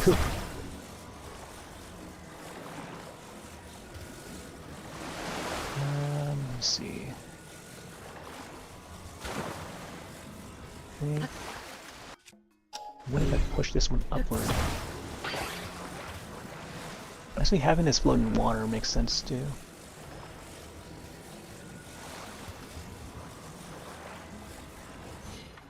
Oh no. Unless just two is what matters. Oh my gosh, no, not like that.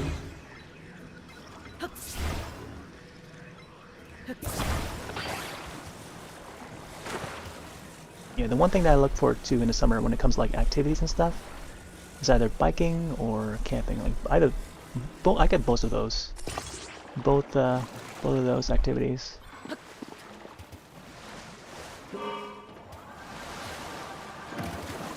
Oh my gosh. Yeah, I think it's the front end that dips down most. Alright. Yeah, I gotta be on the surface somewhere. Here, let's bring it over.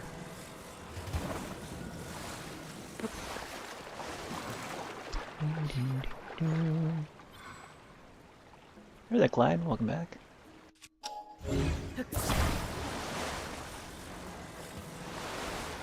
Yeah, so far we've gone over some discussions about the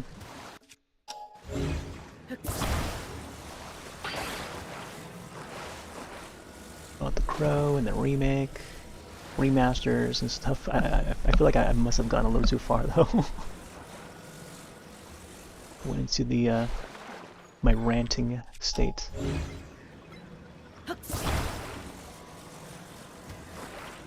It's a pretty good Roth rant that I haven't done in a while. I feel like there hasn't been a really good Roth rant since like Animal Crossing streams, since the New Horizons streams. There we go. We figured out the weight. Look at that. Wow, this works so well as a watercraft. Look at this. Grab some fish.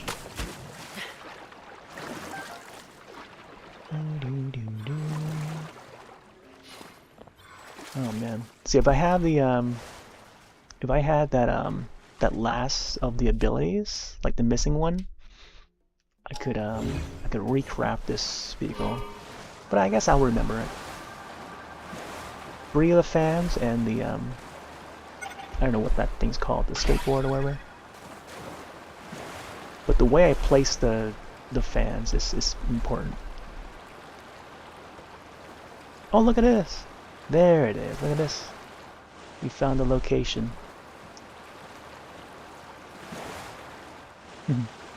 Yeah, I just freely built this on my own. Seems to work really well. Jochi Ihiga. Akala Highlands. Okay. Don't float away. We need you. This is my new watercraft. Hover watercraft? Oh, look at this waterfall. There's gotta be some stuff behind here. Mighty carp. Ooh. Been a while since we picked up any carp. Oh, I wanna see if there's anything back there. There's gotta be. Alright, here we go. We're gonna do this shrine. Hopefully our contraption ear is would still be here once we finish this shrine. Oh, battery. Here we go.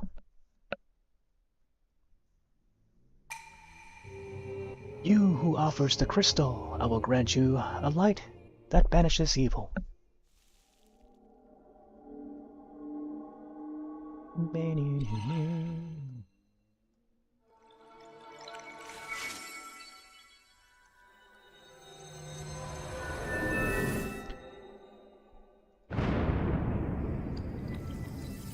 Here we go, new shrine. Oh, I forgot I had my apple cider. My sparkling apple cider. Last can, too.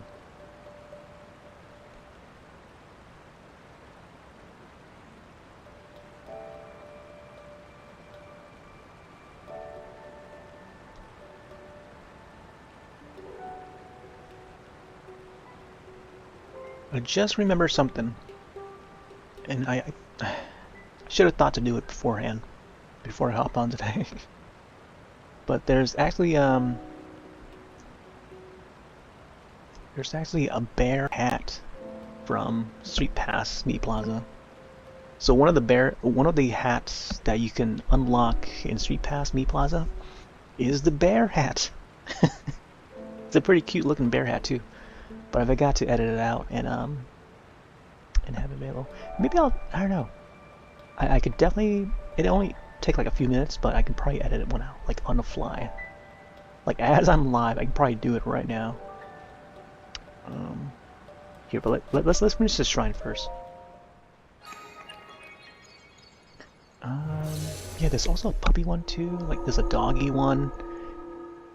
What it was, I think it was like dog ears. So not necessarily like a full-on hat. Like there's a dog ears that you can wear as part of your Mii outfit or whatever. And I think it came with like a dog nose or something like that. And then they also have like a separate one for cats. You can wear like cat ears, or there's one for bunny ears. Oh, this one's just a blessing. Okay. It's a Rabu blessing. Jochi Ihiga. I guess just bringing the stone over to the shrine itself is a puzzle on its own, which took me a while to craft a good enough craft to go across the water.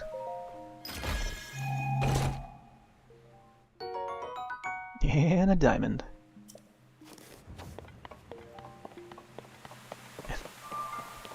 Keep having to burp.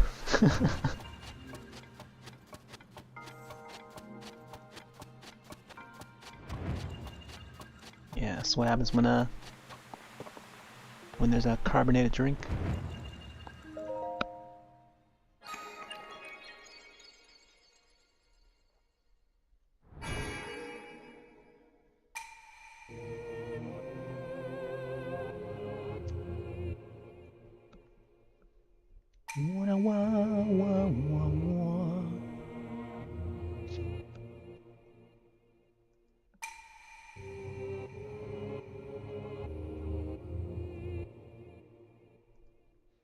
Well, I guess I do have the link hat. Links and rupee? Links.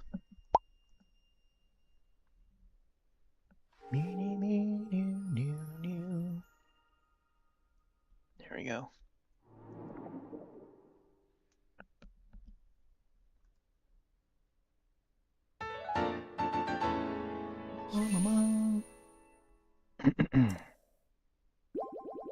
Nice, we got a full heal.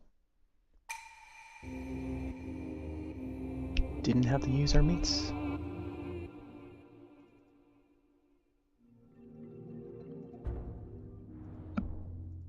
Also, what instrument do you choose for the Splatfest? I know that there's a tricolor Splatfest going on right now. I'm not sure you're still playing that,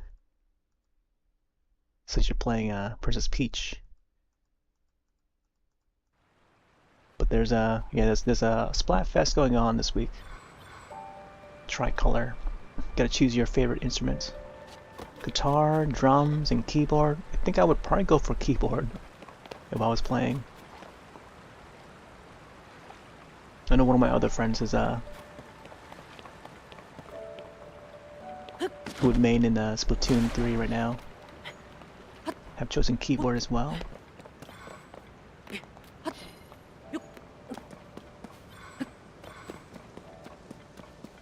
I'm sure there's gonna be a lot of guitar fans out there.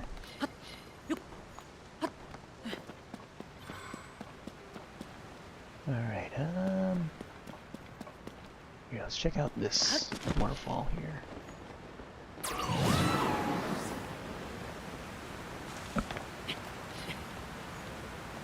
Okay.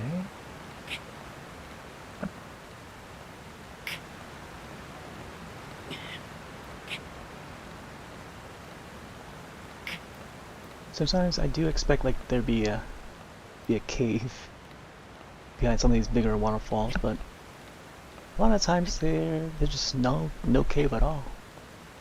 There's only been like one waterfall that had a cave, and that had been there for a long time.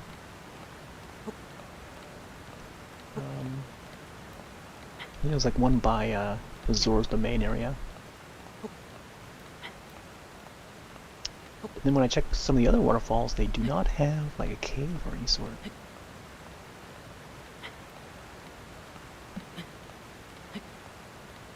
Although it looks nice.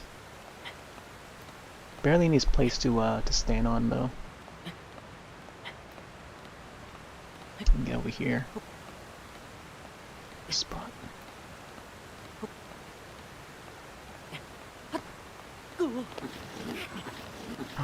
No. Ooh, man. He just hurt himself. And then immediately starts climbing again. Alright. Huh.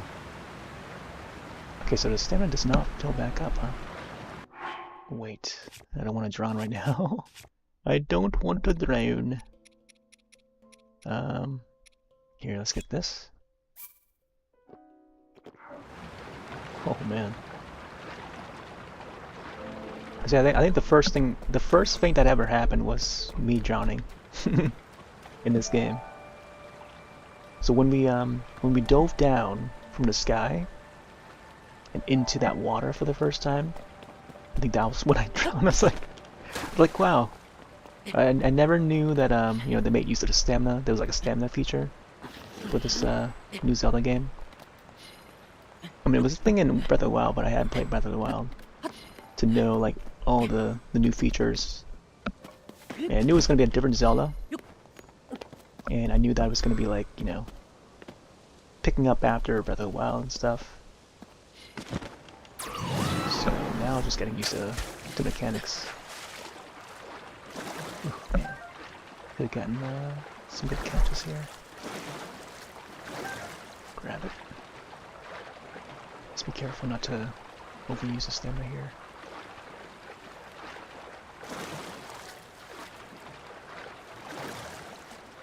Come on.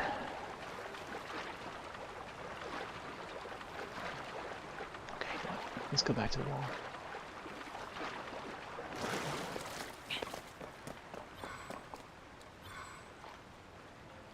There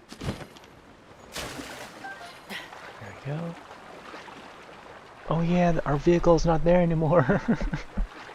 Ah man, well, I guess the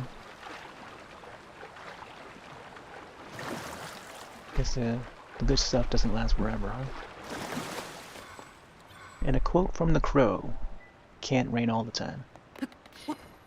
Like how it's raining right now for us. Raining and snowing. Freezing cold weather right now. It's more like wet, icy cold. But even that Thursday night was like, I couldn't stand being out there for like longer than an hour. So it's like that kind of cold, you know? It's like freezing. It's probably one of the coldest PAX East, I think, in the past years, compared to past years. There's been some years where it's like really warm, and I kind of miss those kind of, you know, PAX East years. You know, let's go back to Zora's Domain. I haven't done any stuff over here.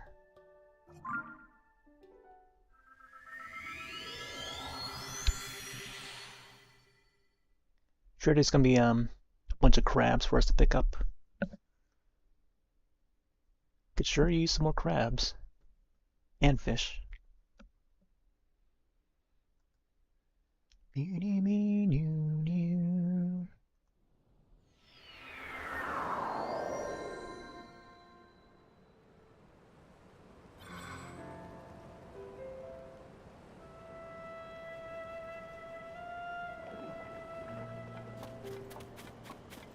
Yeah, speaking of summer, I feel like summer would be a great time to do, or I guess around April. I think April would be a good time to do like Zora's Domain stuff, because I haven't got that Sidon guy to become like my next partner or whatever. Like this guy here. I think I'm supposed to do something for him. I haven't solved this yet. Looks like there might be a boss up there I gotta fight. Boss, maybe there's like maybe a big fight up there waiting for us. Target this guy again. Sidon says, I have completely entrusted domain to a Zora of incredible character. Her name is Lady Yona. when it's read out like that, it reminded me of you know, the ghost story La Llorona. Ya La Llorona, which almost sounds like Lady Yona.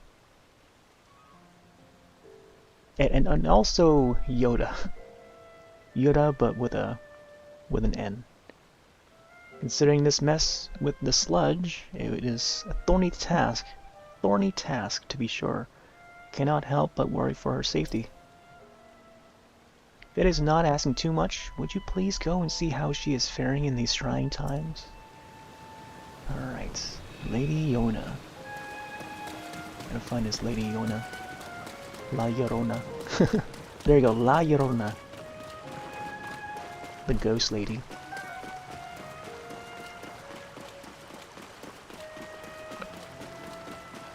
they can finally finish this side quest.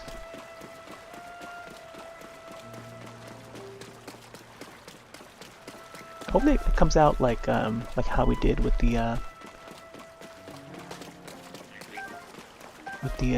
Gerudo Valley area in the town there. Oh, there's another star! Oh man, see now? Now I gotta look for that star. Oh, look at that! I like how the dust just like crashes on there. Alright, I'm gonna go over there and grab that. Apparently there's what looks to be a geoglyph over there? I don't think I've captured that geoglyph. Oh, look at Nedra. I think that must be the town that I was supposed to head to, Hateno. I know it's like somewhat in that direction. Oh, it's gonna be a long way, huh? That waterfall. Yeah, I think that waterfall might be approachable. Like there's some areas that we can walk along. Okay. Let's land on this mountaintop range.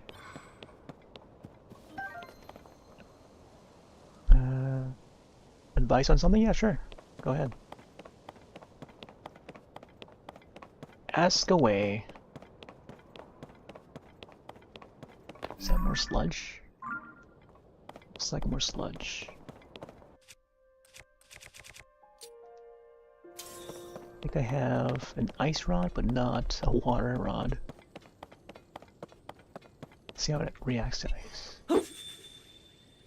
Nothing. Wow, even Fireball doesn't do anything to that. Ooh, alright, let's get that before it fades out.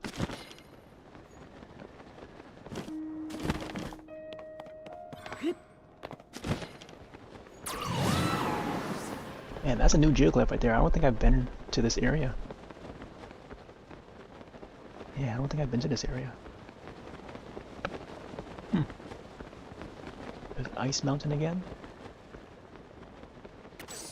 Oh, is that some sort of wind? Gust. I think it would be smart if you have a behind-the-scenes video journal series of making your game. Semi-weekly updates on things, or should save it all and do only selected updates. I think selected updates? Oh, I don't know.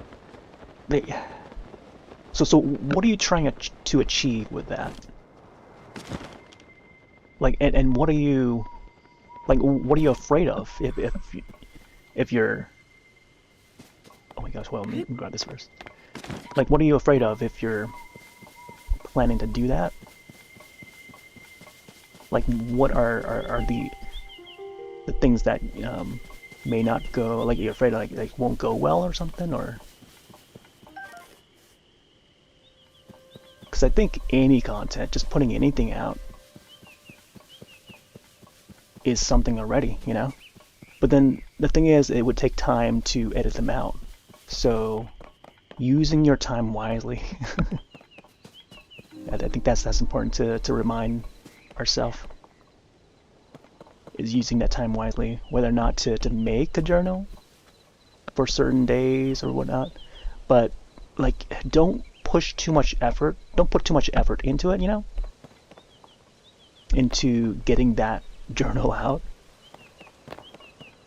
Because keep in mind that you're also working on that game. But I think of things like how Sakurai is doing with his YouTube and stuff, and putting out tips on developing, like game development and stuff. And he puts it out on his own time. He doesn't like, I don't think there's any set schedule or anything. But yeah, it depends on what you want to do. Like, it doesn't have to be like a weekly thing, because putting a time on it just like pressures you to you know, to work on that rather than actually working on your game. So But if you can do both, then yeah, like more, more stuff for your audience. I think it's a good thing.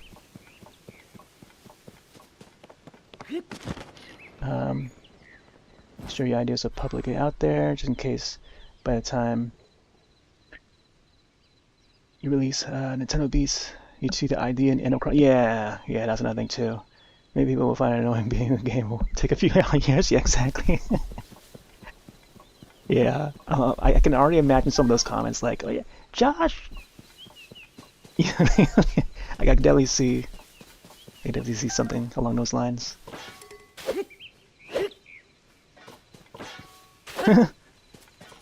Oh man.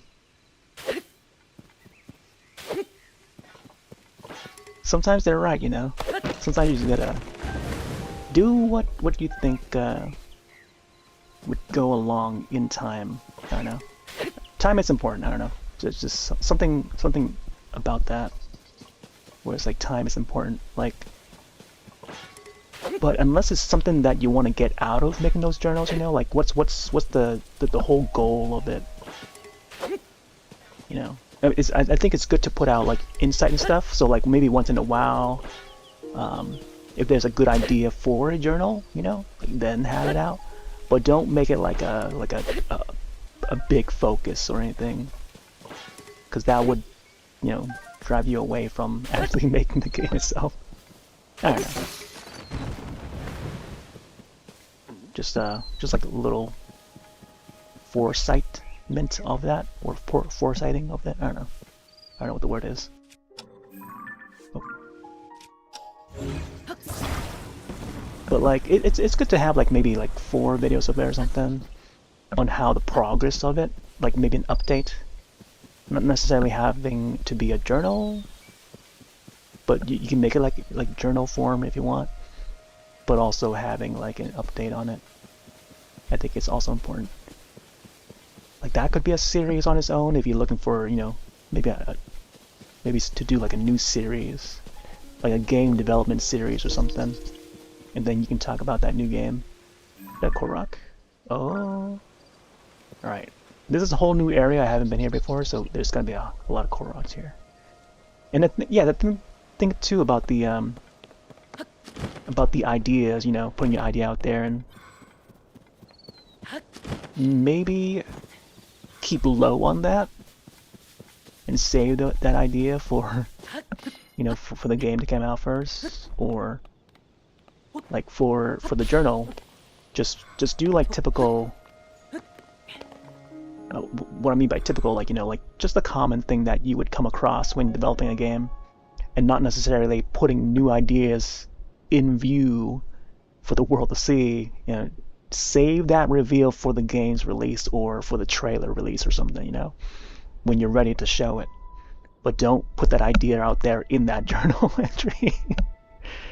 You know what I mean? Like stuff like that.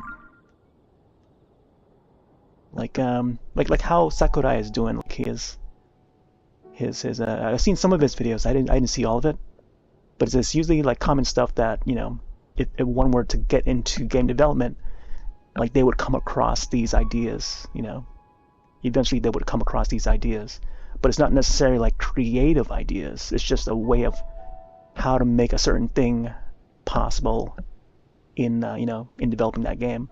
So like for Smash Brothers, and how you would do like a number of frames for a certain move and stuff like that, as opposed to just like jumping from a pose 1 to a pose 2, which looks vastly different. You want to have the in-between frames when you're animating it, so it looks more smooth. So like it's stuff like that, like that's like common sense stuff that you think about. But don't make a journal entry about like, oh yeah, I got an idea of putting this like this game, putting using this item for doing this, like don't save that for when the game is revealed, so that way it surprises everyone. Because when you have that journal out there with that new idea, then yeah, people's gonna try and bite it. and not only that, but like they'll be less surprised and be expecting more of it by the time the full game comes out. So something to think about, I think. Ooh, I'm gonna check out that bunny and see if there's another cave nearby.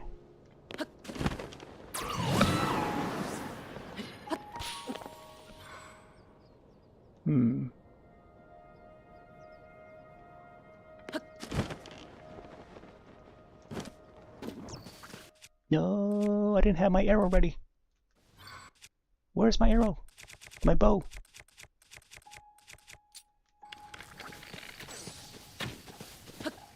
Oh my gosh. Oh. Man. Alright, now I gotta get a Korok. Man, didn't have my bow ready. Whoa, man, these guys.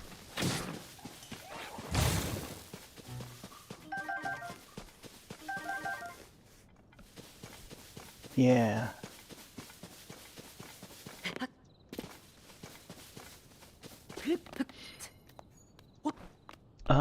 There's like one other person that I know that does like those kind of things where they would put out a video. Like he's all, that's where the cave is. Whoa, it's like a chasm.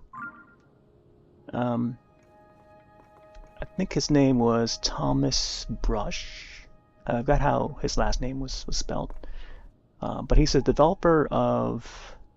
I'm trying to think of the name of the games now. I can't think of it. But I know how it looks like. There's two games that are very similar that he made. One person developer, and yeah, both of those games are on Steam. I remember playing one of the games at PAX East one year. It's like 2019 or 2020. No, I think it was like 2019-ish. 2018, 2019, which are one of those years. One of his games was at PAX East, the indie booth.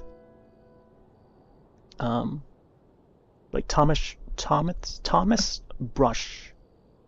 Like it's spelled the same way as your name, your last name, and then like Brush, I think, at the end.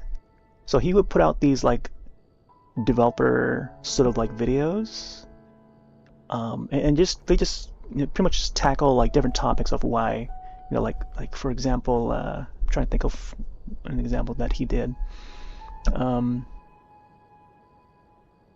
Ah man, I don't know. It's just like indie development stuff, kind of stuff. But he would just talk about it throughout that video. Oh yeah, like having the workspace for game development, like something like that.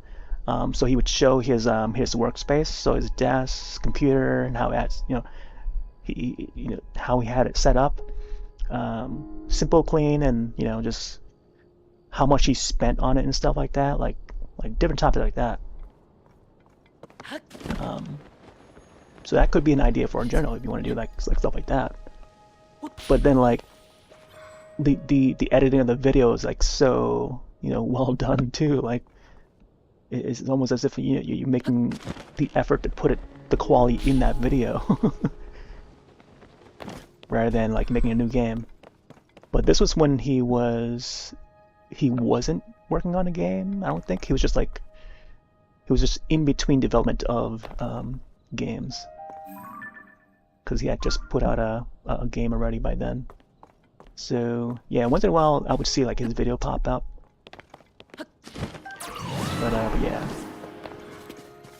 I think of that too. It's like there'll be other developers out there, indie developers, that would put out like their own sort of a behind the scenes making of, and how different topics tackling that same the same game development thing. Alright, what is Korok?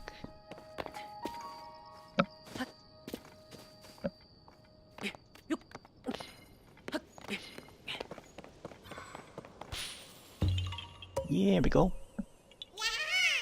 Yeah, you found me.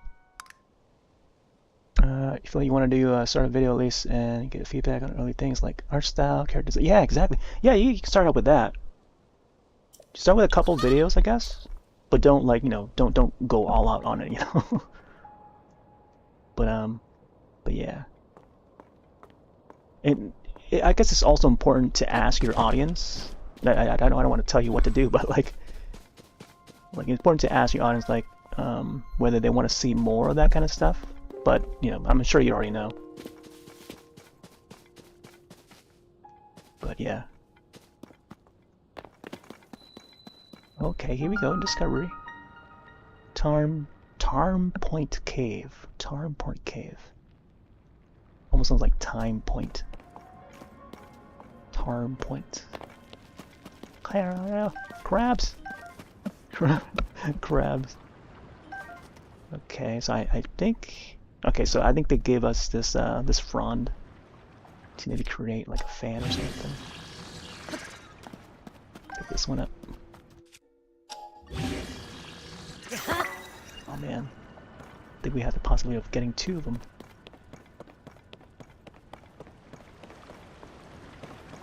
The bump. Oh. We have some more bright caps.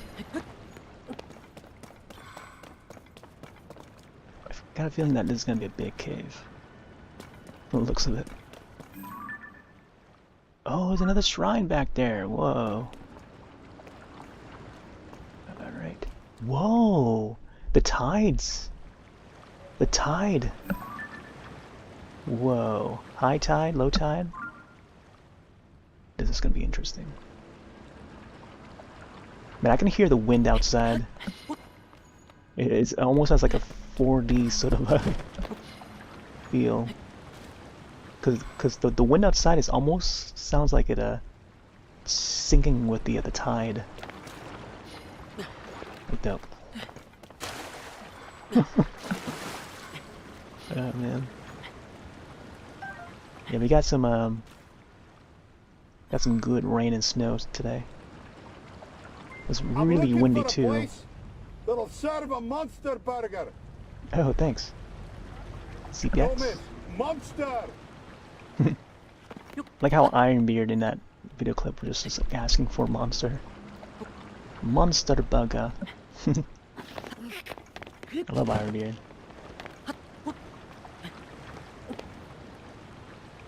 Oh man. Oh, look, a bombable wall.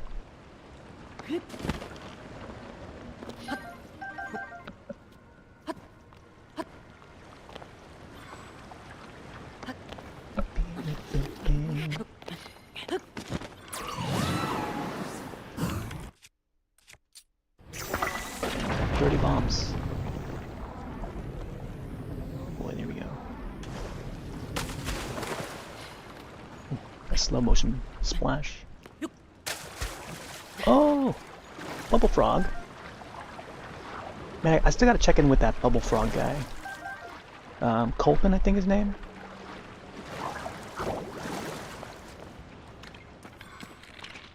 Yo, come on.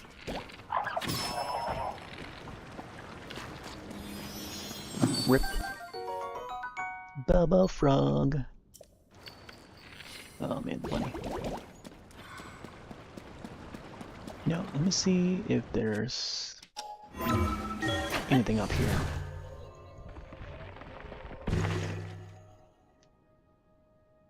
Oh.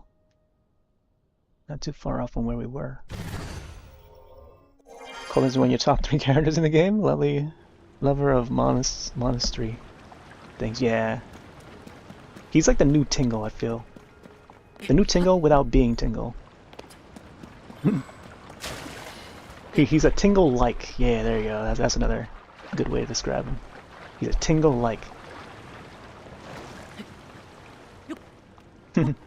He's the new Tingle-like.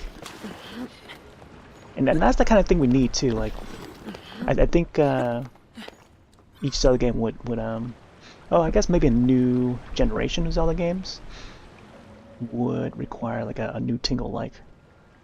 Like how there's different fairies for each you know, Zelda.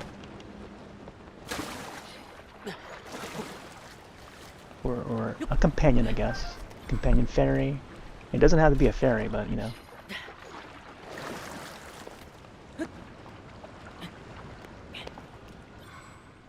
There's always that you know, that one character that fills in that role.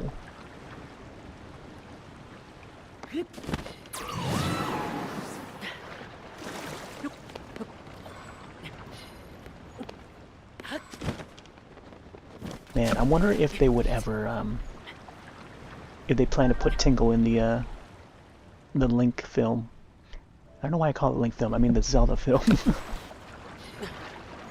I mean, I guess we'll be following the story of Link and Zelda, but like,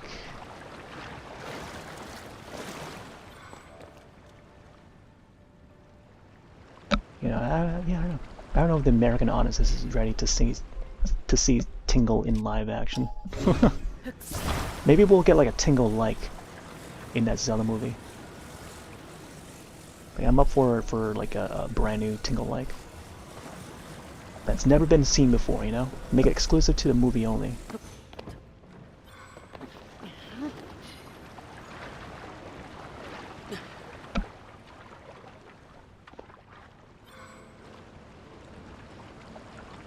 And I feel like that's going to be expected. Like I want to see like new characters. Maybe there will be plural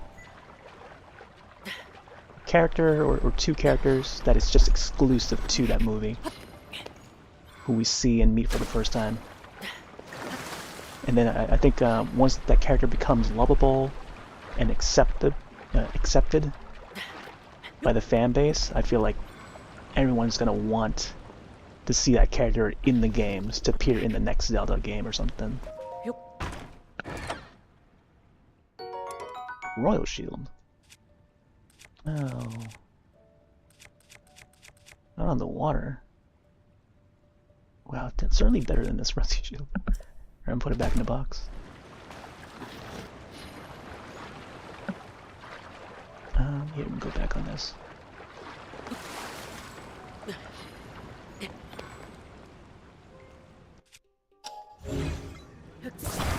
Push this up. Over.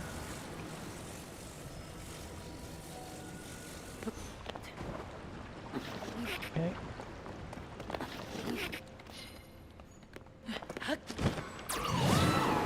There we go. We're all tingled deep down.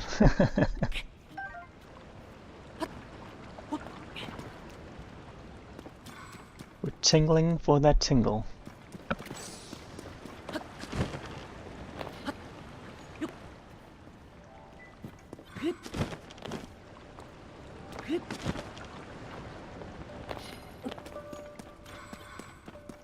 Hey, more crabs. Press the wrong button again. Yeah, Colton has a brother too. His brother was at the village that I was at earlier. I didn't get to talk to him yet. I mean, I talked to him before, but I didn't get to talk to him again this time. Yomizuk. Yumizuk? Yumizuk tribe. Some giants. And a bomb. Nice. Bring this one over here.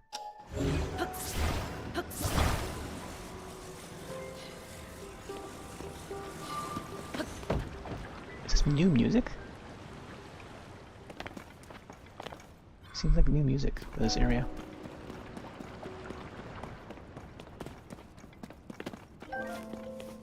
Like how there's like bits of ruins down here by the shrine.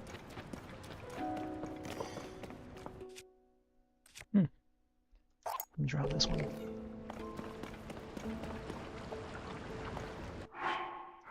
Let's see. Shields. Man, each of my shields are still good. Maybe I should raise another... open up another slot for shields. Same for bows, I guess. I gotta see if I have enough, whatchamacallits? Korok seeds. Oh, there's an apple in there.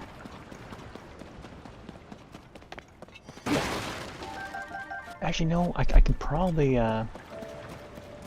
combine that shield to a sword. Let me see.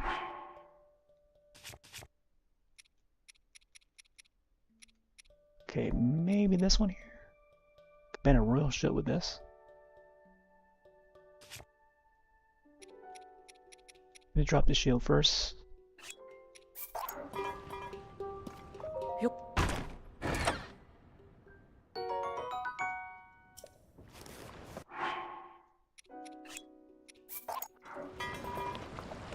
And combine it. I feel like I can do this one here. Or maybe one of these.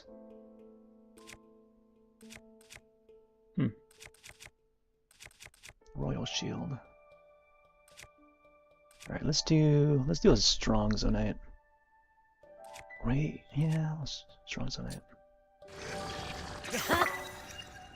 Oh. Whoa. Alright. They're in the shrine, here we go. Wanted to rewatch Spaceballs? Oh man. Spaceballs a good one. We watched that in high school too. Such a fun one. Very silly and goofy. Oh man. Rick Moranis. That guy barely acts nowadays. Spaceballs and Honey, I Shrunk the Kids, and that's about it. Honey, I Blew Up the Kid.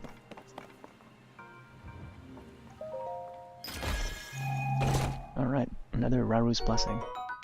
And Diamond.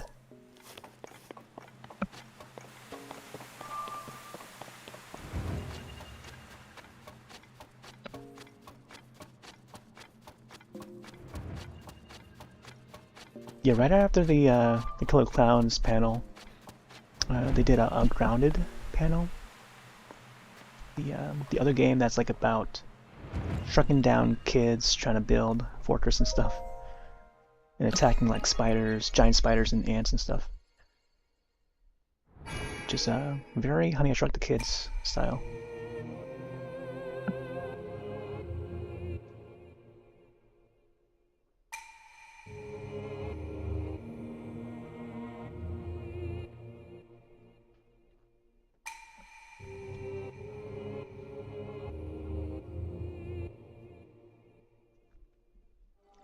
See, I don't know if they would ever redo Honey, I Shrunk the Kids. So there were I guess 3 movies? Maybe there was a 4th one, I don't remember now. I know there's at least 3 movies. So there's Honey, I Shrunk the Kids, the original. Honey, I Shrunk Ourselves? No, wait. Honey, I Blew Up the Kid. Might have been the 2nd one. And then Honey, I Shrunk Ourselves was that 3rd one. Remember, that's when I think it started to lose its quality. But it was still interesting because Honey, I Shrunk Ourselves had the daddy long legs. I remember that scene so clearly. And I think the mother was like befriending the spider. And then the spider got caught, like one of its legs got caught in a web or something like that. And then she freed it. So the daddy long legs was just like, it remembers her, who owns the house, but now she's like small. And then they almost got attacked by a different insect, and then the spider came in and rescued them or tried to fight it off and stuff. So that was pretty neat. So it was like that moment was a pretty cool moment for that movie. But the kids were still in their regular size, and they were having a party inside the house when they were not supposed to have a party. But yeah, that was it was a pretty good entry. But it's like a more like a movie for rent sort of movie. Like it went straight to video or something like that. So it wasn't like a theatrical, I don't think. Like I don't think it had a theatrical release. Or maybe it did, who knows. But yeah, those first 3 movies, and then there was a TV show, which did not star the original cast. I recall watching some of the show, the TV show, I mean, that would air on Disney, but it was nothing like the old movie though. Like they play the same characters, but it's like a different cast.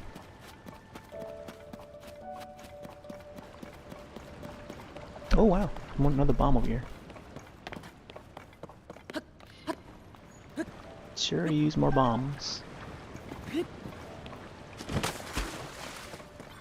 Man, that was my childhood, just watching that movie. The first movie especially. Like I would watch the second one too. And there would be some hilarious lines, but I haven't seen that in a long time, since like the 90s. But I did enjoy that one. Honey, I Blew Up the Kid. Oh no, Honey, I Blew Up the Baby, I think? Yeah, Honey, I Blew Up the Baby. And then came, like, towards the mid-90s, like 96 or 95 or something like that. That would be the, that third movie. Hey there, Pat. Then they're making a remake on Disney Plus. Really?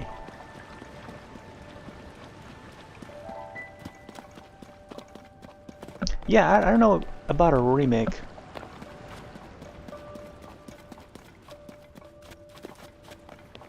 I'm not sure how a remake would go about that. I guess the, maybe graphically it would look a lot better.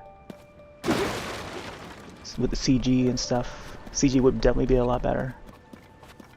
But I do like the practical effects of the original. I mean, even going back to watching the original again, like even today, I think the last time I watched it was like somewhere around 2015, because I felt nostalgic for the that series again. And so I watched it and I was like, wow, I remember how when like each of the like some of the early scenes in that film, like seeing all the different gadgets around the house and stuff, like I just feel very nostalgic about that sort of stuff. Like just getting the vibe and atmosphere of and how the house looks on the inside. And the same thing for like Back to the Future '85. Both first film, second film, and even the third film too. Back to the Future series. How Marty would have the big speaker, you know, at the beginning and stuff like that. Like the way it's directed, the camera movement and stuff. Like I just love everything about it. Like I just know exactly what film it is once you see that scene, you know, without even seeing the characters' faces. You see the movement of the hand, what guitar it is, you know. You just know what film it is. Like you watch it so many times, and you just recognize it right away. You know what I mean? It's like one of those things. So when I see like Honey, I Shrunk the Kids, and I see like, you know, different objects inside the house, like a clock or something on the wall, and then you just know exactly what movie it is. And then when you see that thing again, like after so many years of not seeing it, you're like, whoa, I remember this, you know? And I guess the same thing goes for games too. Like you see an object in the game, and you're like, whoa. Like you tap back to that old time, but you haven't tapped into for a long time. See, that's the true nostalgia. But the kids nowadays, they use that word so it feels tainted nowadays. When kids use it, it's like it's only been like 5 years for you. How is it for you? It's nostalgia? Yeah, no. Wait another 15 years for you, then you'll know how it really feels.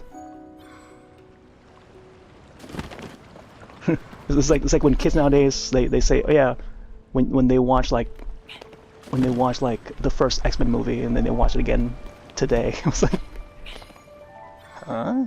It's not even that long ago. I mean, it is long ago, but it's like not that long ago. But I'm just using an example. But you know, like they take something like that's like a little more recent. It feels more recent for us because it's only been like 5 years.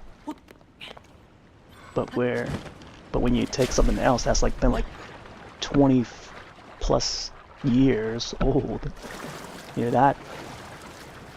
that has a more impactful feeling then. I don't know. But I kind of, as long as they get the gist of what it might be like when it comes to that feeling, you know, then I guess that, you know, that makes the points across, I guess. There's a mushroom over there, but I don't know, I want to get it. Okay, so this shrine is set. Not sure if there's anything else. We got the frog already, so I think we're good. Actually, you know what? Let me go over there and port upward. There might be something secret, or we might reach to a different area where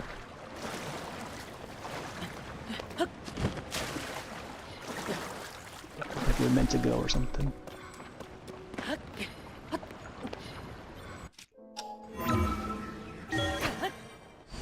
I always see kids saying 2012 is so nostalgic. Yeah. See, like that is an example. Like how? Yeah, you don't even know what a nostalgia is. Wait another 15 years, like, and then you would know. Oh man, I want to see that. I want to see that. I want to see those comments. Like, wait another 15 years and like, oh man. I think a lot of us we're getting to that in between age. Just like we see the young folks and we see the old folks too, and how they socialize. It's funny though. Ooh, another one of these puzzles. Nice. A Korok puzzle. Alright. It's another Tetris Jenga movement. Oh man. 2012.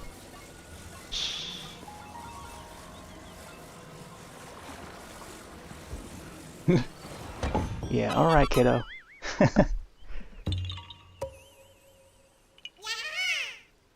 That's funny though. Yee, Korok. Oh, I didn't get a snapshot of the other Korok. Oh well. Toy Store and Home Alone 2, you make it. Yeah! See, the Toy Store. See, like, man. So, it probably exists, right? Is there like an actual toy store in New York City? That is just, you know, maybe they shot it that way? Because I don't know what they did or not for that particular scene. And yeah, and you're right. Like that toy store scene is just something magical about it. You know, it's like big. It's like it's not a Toys R Us. It doesn't feel like a Toys R Us, but there are some Toys R Us even back then, like back in the 90s, was big enough, but it's not as like fancified like that, like regal like. And I see that toy store like very regal looking and very fancy for a toy store, that it makes that film even more special when you watch it. And that, I guess, and making it regal just like stands the test of time, because there's not many stores like that you can find like that, unless you're in a big city like New York City or somewhere in London or something that would have a toy store like that. Toy store? Toy Story. But yeah, something about that when it's like very, the interior is important when it comes to like stuff like that. And not just like game design too, you know, game design. I just feel like Nintendo made the right choice with Wind Waker, something like Wind Waker that would stand the test of time. Because they went with something that works.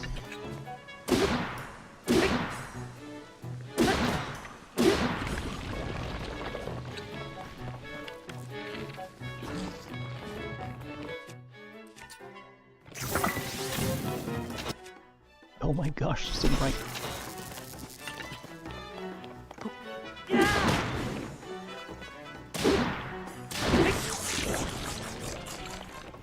Yeah, that was a good scene. With the toothbrush and stuff.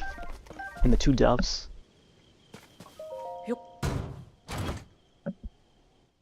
Up. Whoa! Zora Shield? Now this is brand new. Wait. I guess it didn't mark as new, so maybe I had this before. Ah, man, more shield, huh? Yeah, I don't know. 24, huh? You know what? Maybe I'll just combine this with another weapon or something. Very cool looking shield, though. I'll just combine it with a sword. Maybe this one? Yeah, let's do that. Small sword. +4, not bad.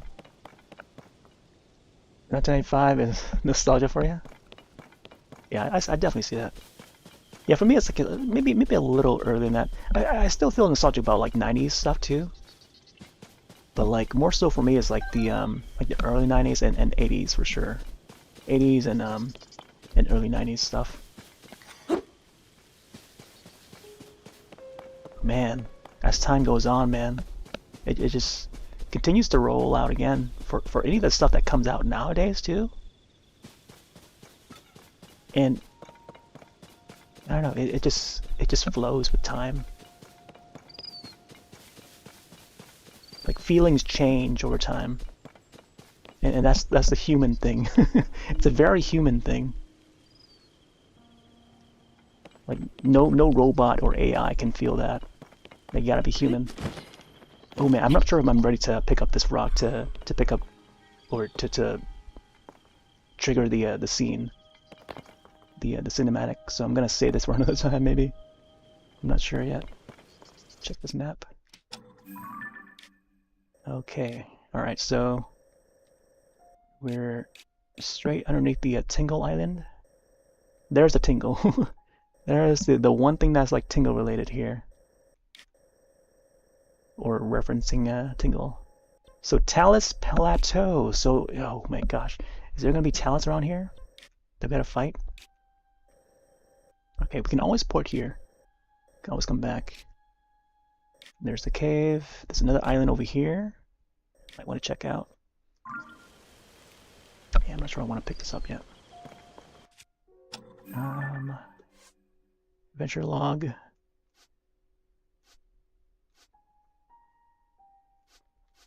Wait. This one has the blinking thing. Messages from the ancient era. Come clear that there are 13 stone tablets. Capture stones into pictures. Show them to Wordsworth. Calgary Village. You still need to capture 10 stone tablets. Okay.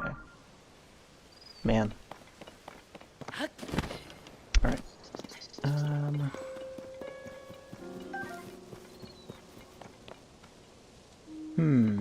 How far are we at? Okay, so we're about like almost 3.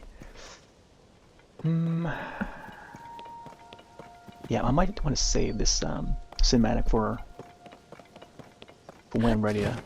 Yeah, I want to save it at like the beginning of a session, and rather than like in the middle of, or towards the end or something. I feel it's important. Each of these teardrops are important. So yeah, this is gonna be something to note for next time. Either next time or sometime soon whenever I come back. Here, let's get this guy. I'm not sure I can carry any more weapons. Okay, we got one more slot.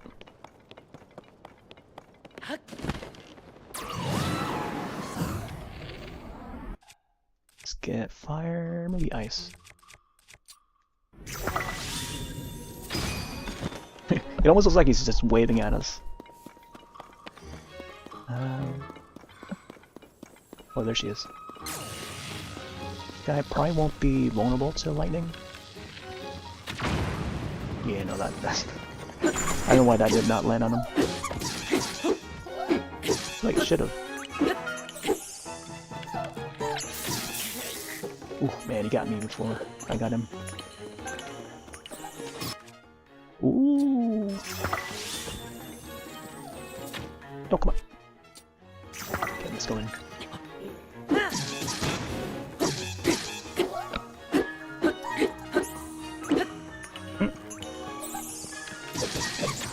Oh, nice one there.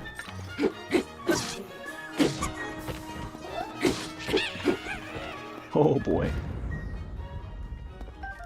There you go. Thunder Rod.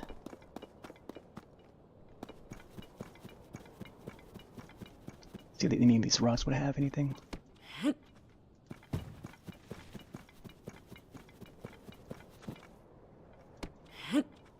It's real. It's called Foul Schwartz, but Sally closed a while ago. Man.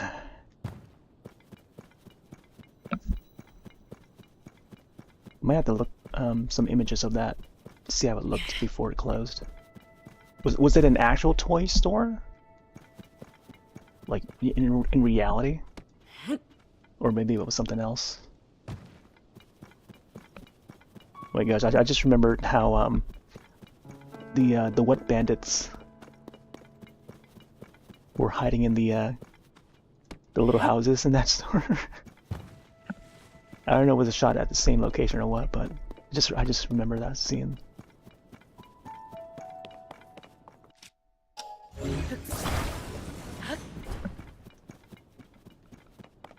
Oh, there's a beach.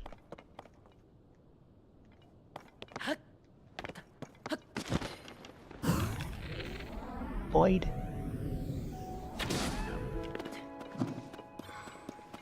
Oh, only one leg.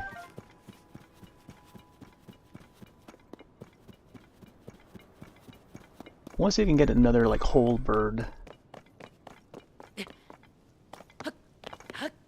I think the percentage of the bird drops, the whole bird drops, is definitely less. It's kind of like how the prime meats compared to the other meat sizes.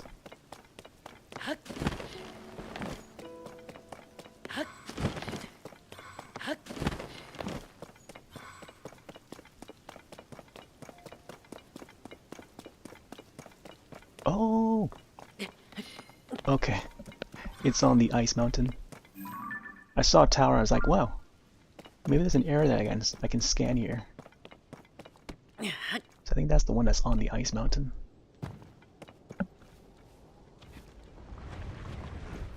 Okay. Oh. Oh, I thought there was like water here. That was like one of those teardrops from the geoglyphs or something.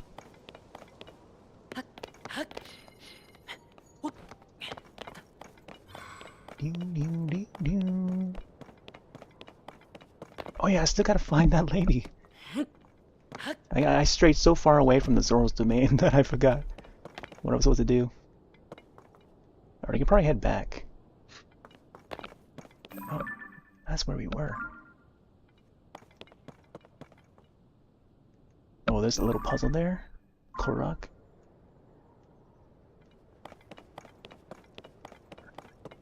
Oh, I don't think I've been down there. Oh, it's another Korok spot. A beach area. I think I might have been over there, but I didn't come as far as this location though. You ever see Big with Tom Hanks? Yeah, I've seen Big, Tom Hanks. That's a classic. Piano Scene was filmed there. Was really famous back in the. Yeah. I know about the. So is that the same location? I didn't realize that was the same building. That's pretty neat.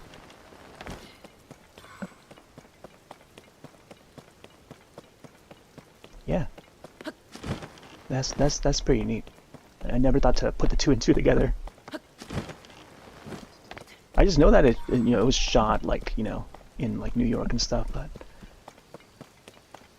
I've only been to New York one time.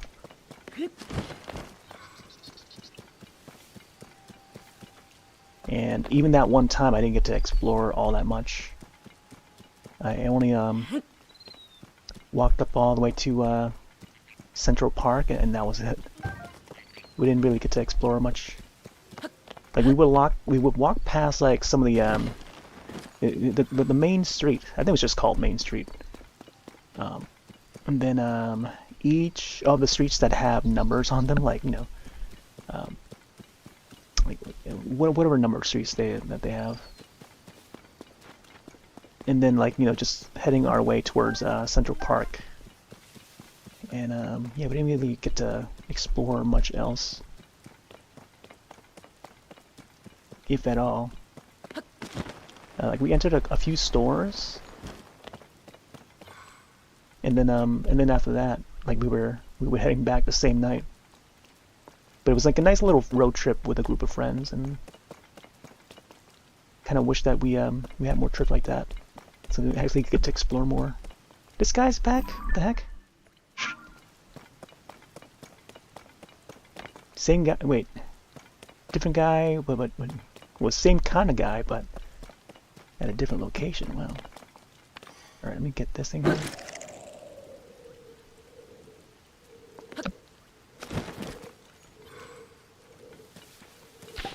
Salmon. There we go. Yeah, I like Big. Big is a good one. With the fortune teller.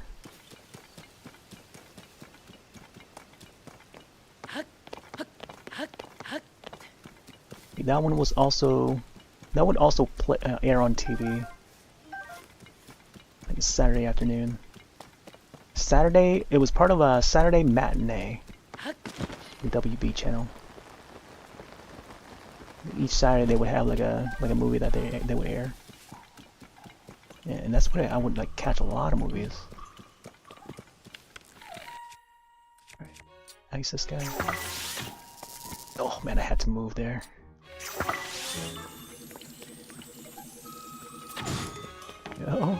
Oh, imagine if he just drops at a high place and then just cracks open.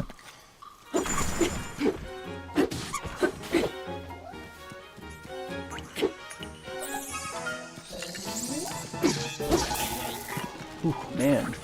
Choo-choo.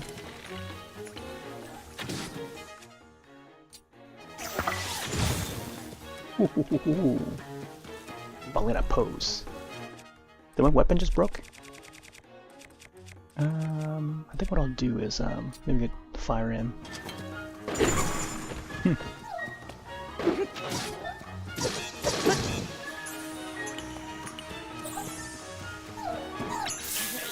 Whoa, this guy. I need a faster weapon. Here, let me try this.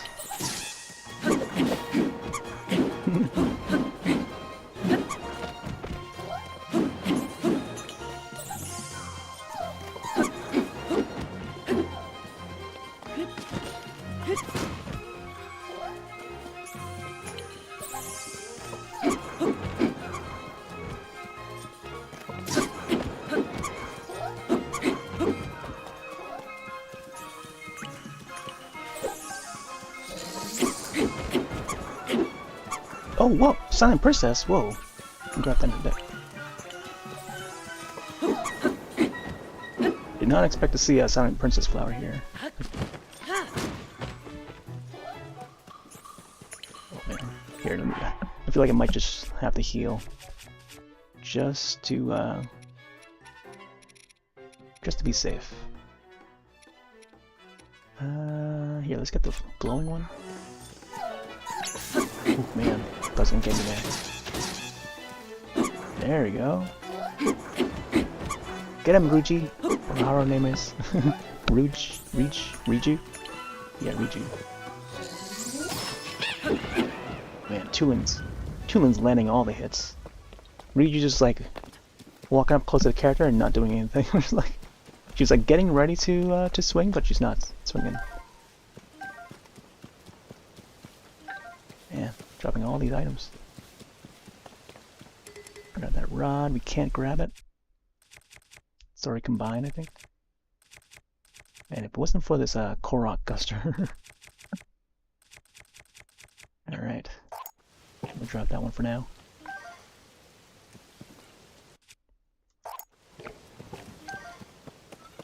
Where is... oh, there he is. Sun and Princess. Wow, it's been a while since I've seen one of these. Ooh, sparkly. There it is up close. I like how Link is like glowing.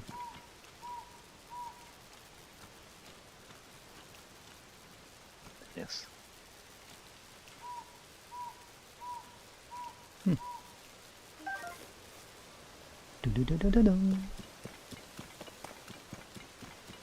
What's this fox doing up here?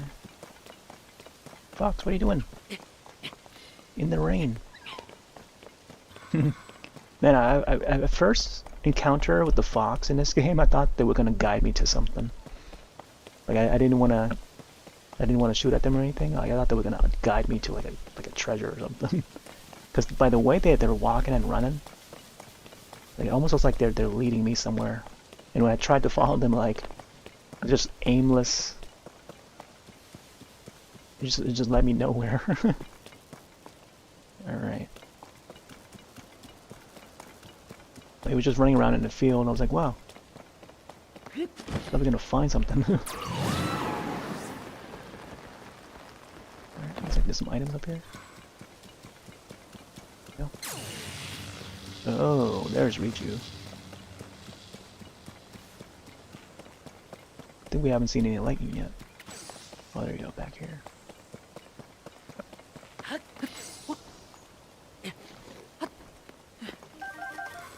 There we go.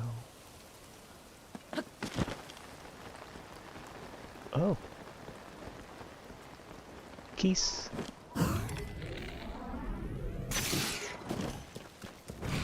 Oh, what? Shield up. Might as well. That's a sturdy one. Keys.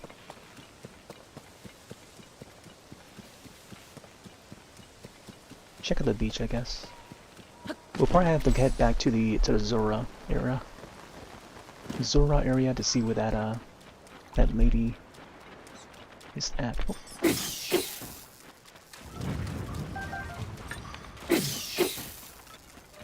More keys, please. And crabs.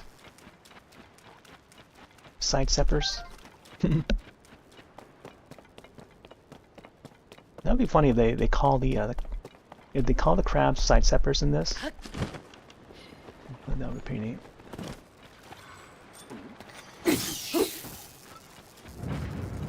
But I guess like it's too long of a word to describe them. Crabs, fish.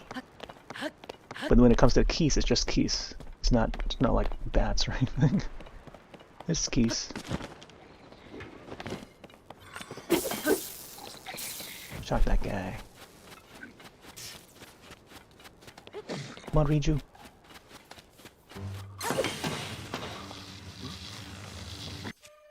Oh, what's that bow?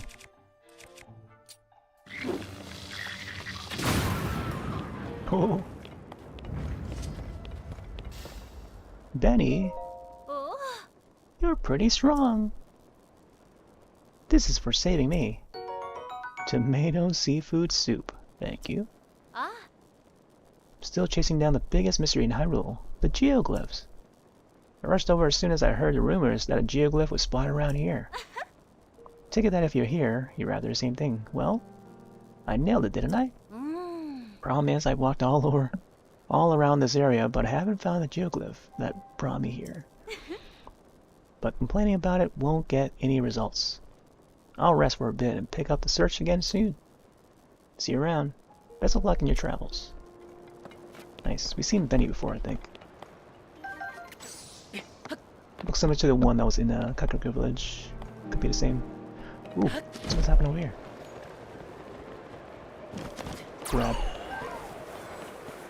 Oh, carp.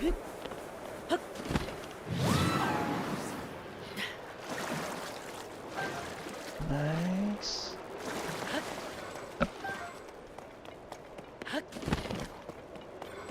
Oh man, this is a good spot to find crabs. Huh. And carps. Carps and porgies, I guess. Pretty windy area though. Which is good, because we can move around a lot better. A lot easier. What's that over there? Oh, it's an Octorok. See that Octorok.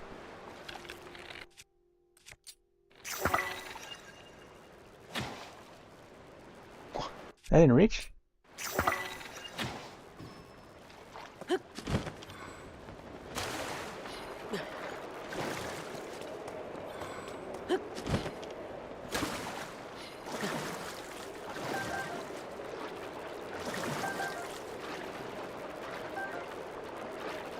Oh man, I feel like it's gotta be like some sort of a cave or something around here. Oh! Oh, it's gotta be Korok. Oh, not these guys. Oh! Wow, that shock just took him out. Oh, maybe it just fell into the water. Couldn't swim, huh?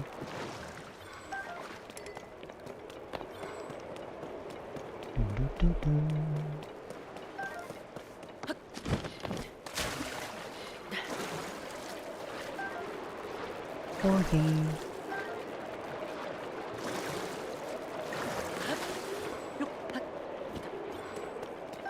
Alright, this part's gonna remind me of like Wind Waker. You know, it looks like it's directing to that hole, and then maybe through the other rock or something. Like I feel like there's like a certain direction you gotta fall, and glide towards or something. I'm not sure if this is the same beach.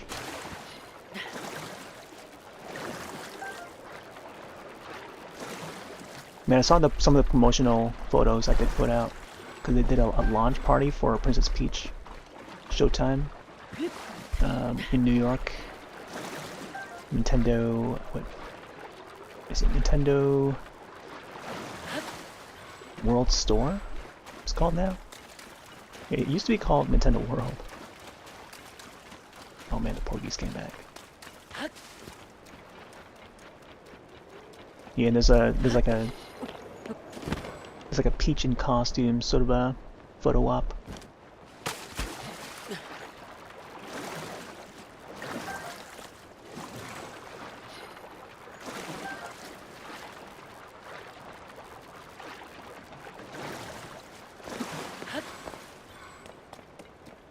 Yeah, I'm liking the approach of them promoting that game.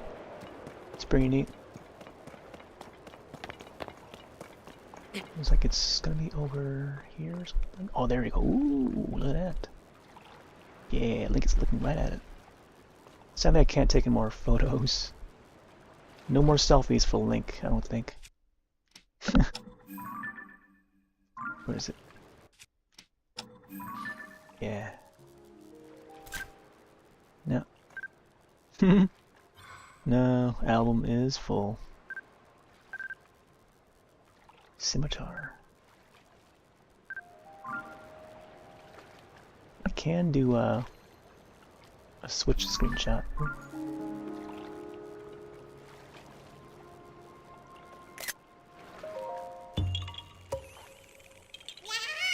There we go. 41.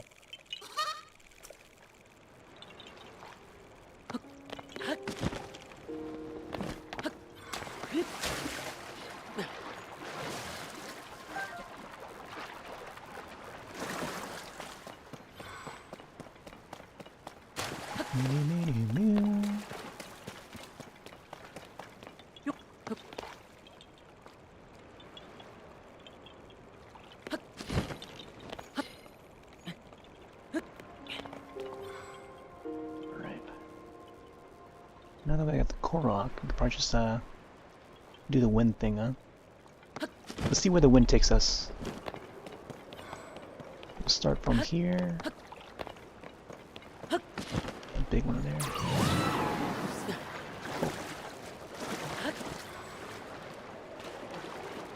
I don't know how this is happening. What? Okay. Where's the rest of the wind?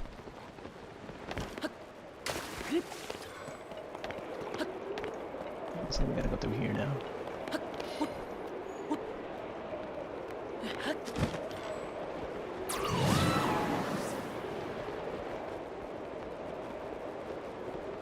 Which way? Which way?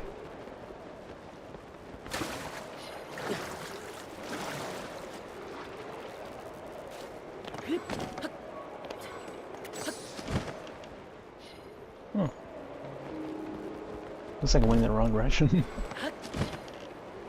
Octorok.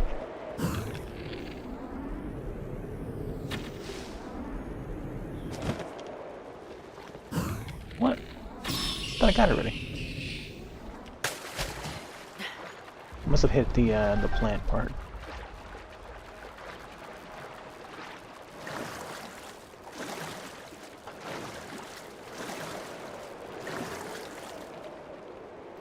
The sound of the window. Alright, maybe over here. Some fish. No, don't do that to him. Huh.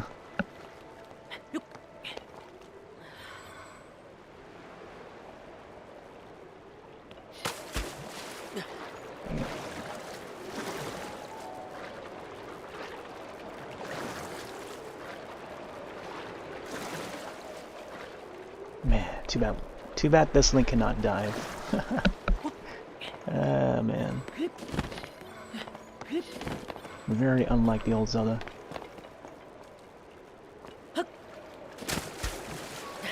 Well, he dies like that, but he can't like he can't submerge.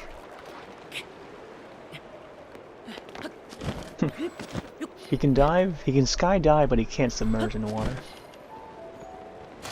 Just He's going this way.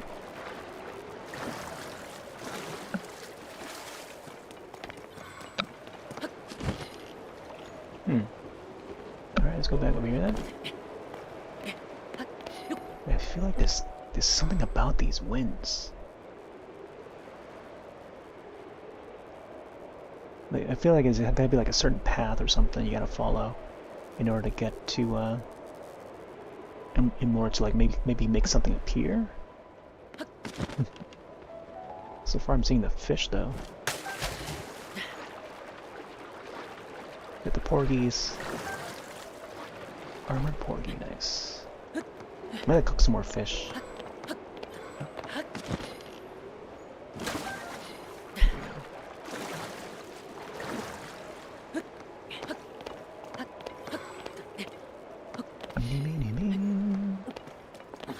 Whoa!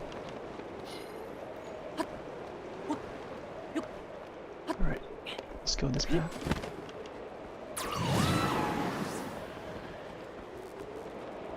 Let's go here. Oh. Okay. And this one blows over here. Whoa, choo-choos.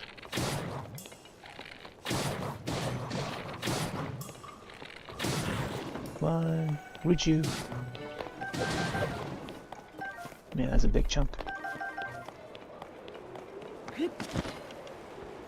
Man, we can ride these winds all day and still not find anything. Pretty fun though.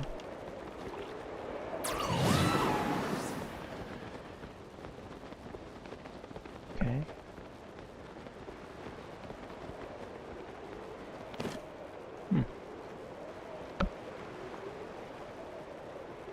What does it mean?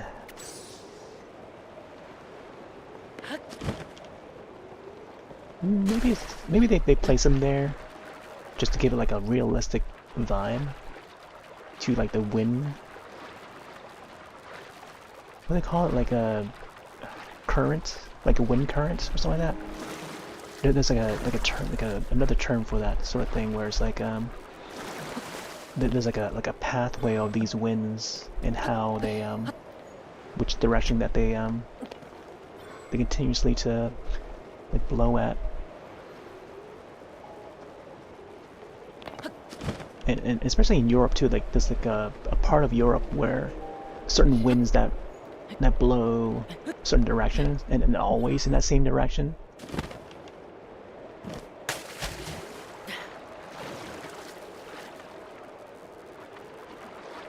Oh, I can't get this pony.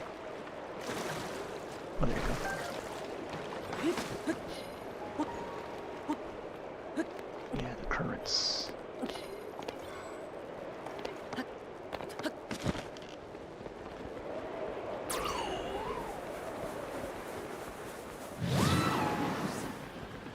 Alright, onto the beach.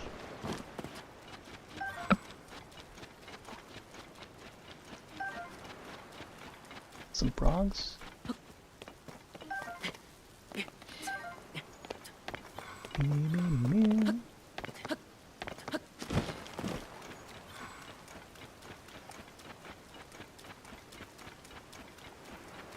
Oh, stand bulb. Oh, you can build a little boat here, huh? A little raft.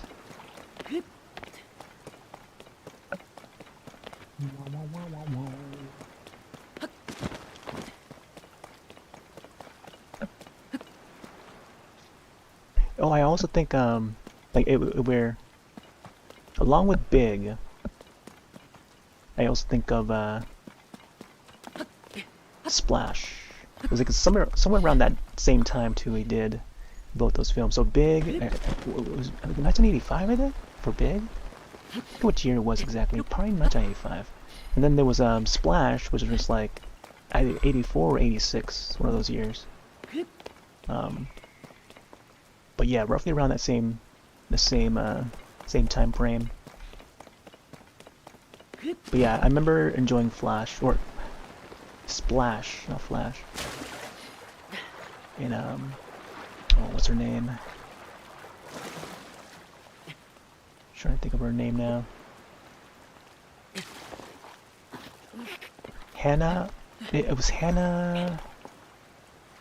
Man, I forgot what her last name was. Hannah. It'll probably arrive to me once I end the session. It was Hannah something. But she was in.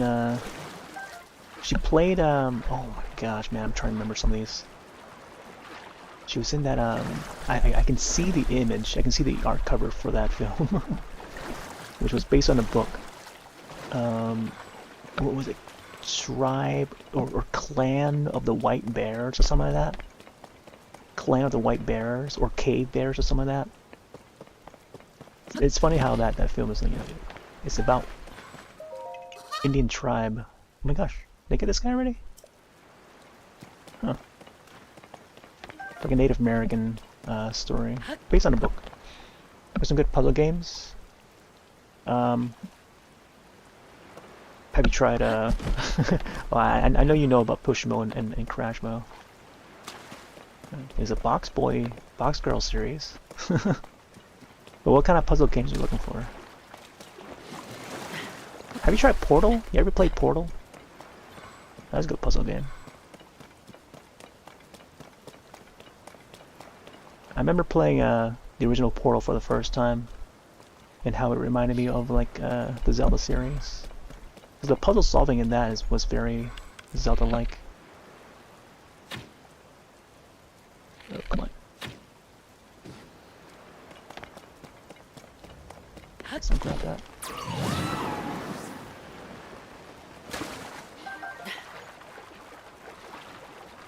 I'm sure that there's plenty of folks that may have suggested that game to you.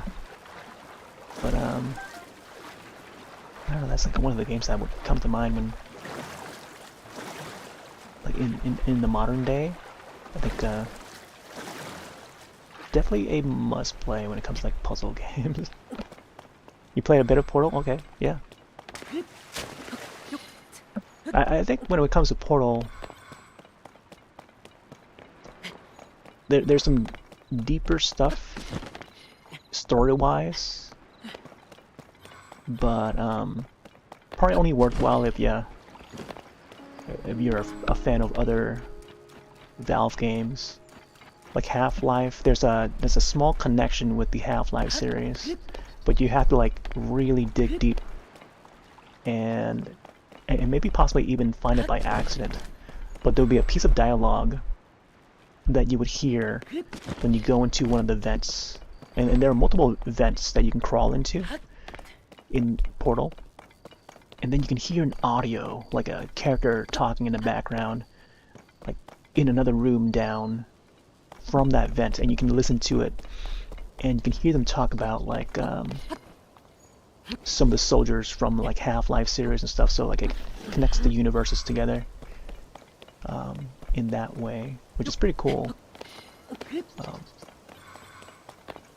But yeah, like playing Half-Life series and then playing Portal, and then playing like Left 4 Dead and stuff, they all interconnect in this universe, like the Valve series, the Valve universe. But it expands even more beyond that, because the fans of those Valve games would carry over to like Dead Rising, which is the Capcom zombie series.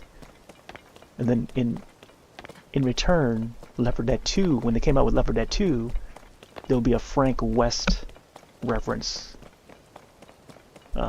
with a piece of note that Frank West would write and leave a note in the bathroom stall in Left 4 Dead 2, one of the levels in Left 4 Dead 2. So there's a cool like little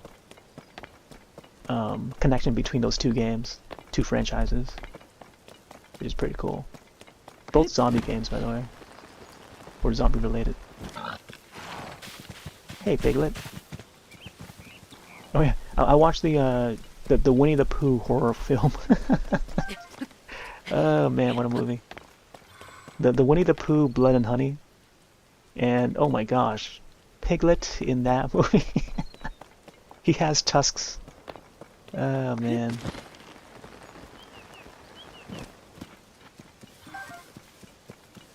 Such a weird design choice, but it is what it is. Wait, is this a light like that I shot already? Alright, let's get this guy again. Puzzle game coming this summer. When we move environments like a solve puzzle. Move. Oh!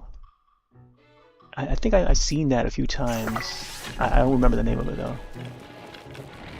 It seems like something that like the past me would enjoy, but like nowadays it's like I could still enjoy it, but it's like not a really must play. But I think I know what you're talking about though. Like, was there like a part in the game where like the character is like on a dock, like a lake dock or something like that? But I think of that. I just don't remember the name of it.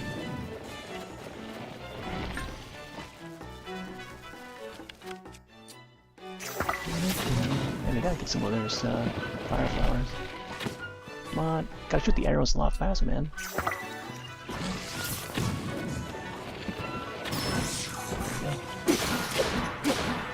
A ranger role-playing adventure. A ranger. Yeah, I'm not sure I've ever seen that one. There's a lot of puzzle games when it comes to like the indie scene. Oh yeah, there's the one with the Rosora shield. Okay. Oh yeah, I'm not sure I wanna.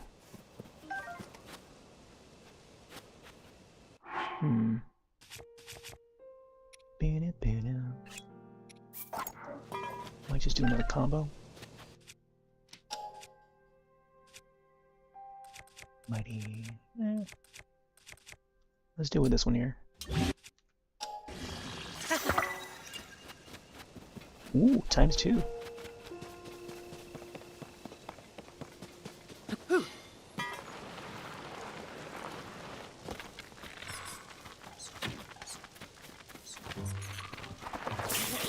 Ooh, man.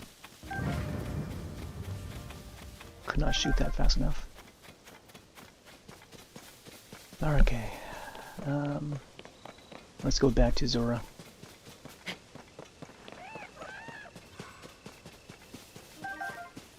Apples? Golden apple. Oh, NAB base. Whoa, they're riding horses. Interesting. Oh, we got some ox.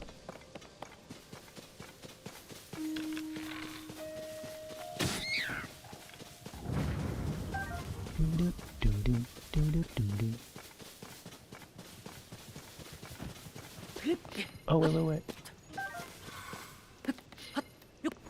Splash boots.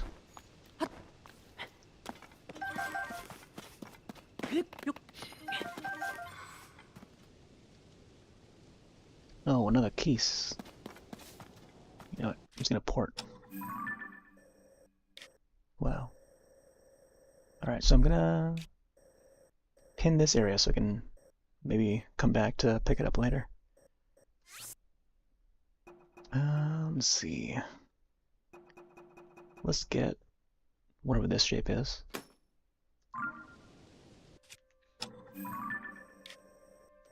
Let's go back up here. So let's go to the center. See where that lady is. I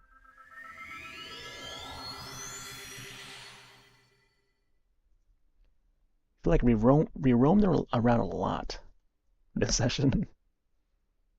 Definitely found a few core rocks and shrines, I guess. So it's like the typical stuff. But a lot of that area was new, so. Wow, wow, wow, wow, wow, wow, wow, wow.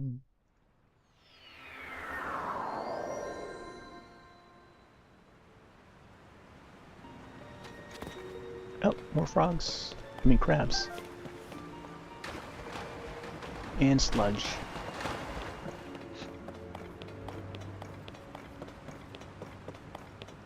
Oh, another one over there.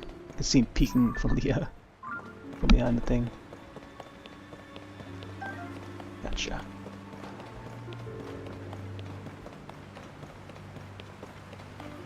Alright, I need to find my way back up.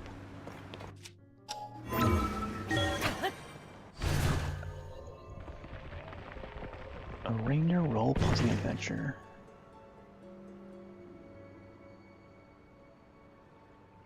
Check that one. Whoa! A Ranger. I see it on Steam. Yeah, that's pretty neat. Oh yeah. This was that one. I think of the other one too. This seemed like when they revealed this in the you know, the showcases. Oh wow, it just automatically comes up. It just automatically comes up. It reminded me of the other one that had like a dock at a lake and stuff. And I see that on Steam too, like part of the Steam Next Fest events, but you never got to play it. And then when this Arranger one comes out, or was revealed during the showcases, it's like, well, yeah, still reminds you of the other one. Yeah, it is like tile-based puzzle. 2024, yeah. Huh. Yep, move tiles the same way as the other game. Oh, is this the lady? Oh, look at this. This must be the lady. Or maybe not. Oh, I'm so sorry.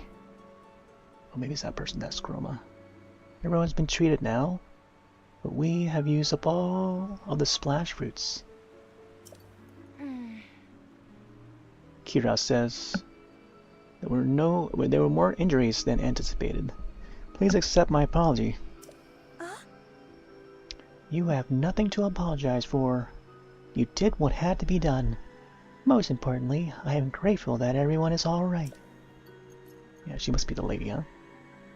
Green. Now we can only do something about that statue. Hmm? Are you there? Are you a traveler? I'm sorry that I did not notice you until now. I was focused on a matter of great importance. Zora's domain is in troubled times. At present, due to the sludge falling down from the sky. Things have finally calmed down, at least for the moment. However, this precious statue remains covered in sludge. We were just discussing how we would need to wash away the sludge, regardless. Wait, what is this? Oh. I didn't want to any cinematics, but here we are. Whoa. The sludge! I see you managed to wash it away. A statue is a symbol of our hope for the Zora. It is very precious to us. Thank you so much for cleaning it up. Yes. In truth, that statue depicts the majestic forms of the pair who saved this cherished domain in the past. Oh my gosh. The hero of past. And I guess the Zora of the past? That is right. Beloved Prince Sidon of the Zora, and his very best friend, Sir Link, the heroic Hylian swordsman. Oh, so it is Link. And Sidon?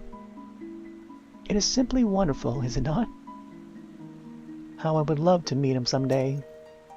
Say, you have a similar statue, or stature, to the Hylian hero. Similar eyes as well. Oh my! And you are also a Hylian. And a swordsman. Wait, could it be? Link, what are you saying?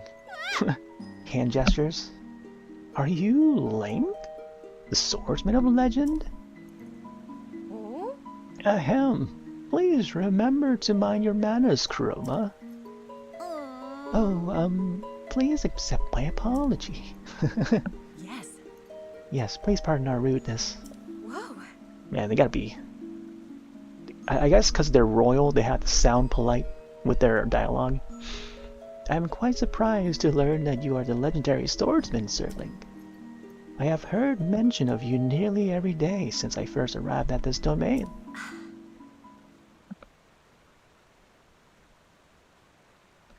I am Prince Sidon's... Oh, forgive me. I'm your best friend's fiancé. Whoa. Well now. My name is Yona. I feel like with a name like Yona, I feel like they could vary... What's the word? Vary it? You know what I mean? Like V-A-R-I or V-A-R-Y, vary, like verify, not verify, to like as in confirm or anything, but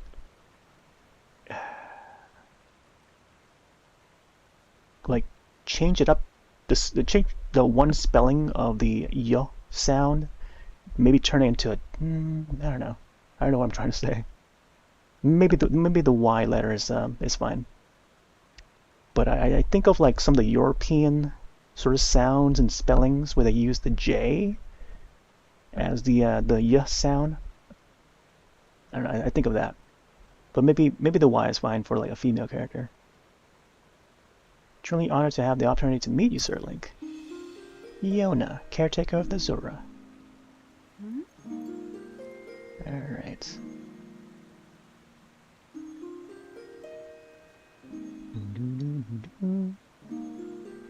I heard that you were missing along with Princess Zelda. If I may ask, what brings you here? Hand gestures.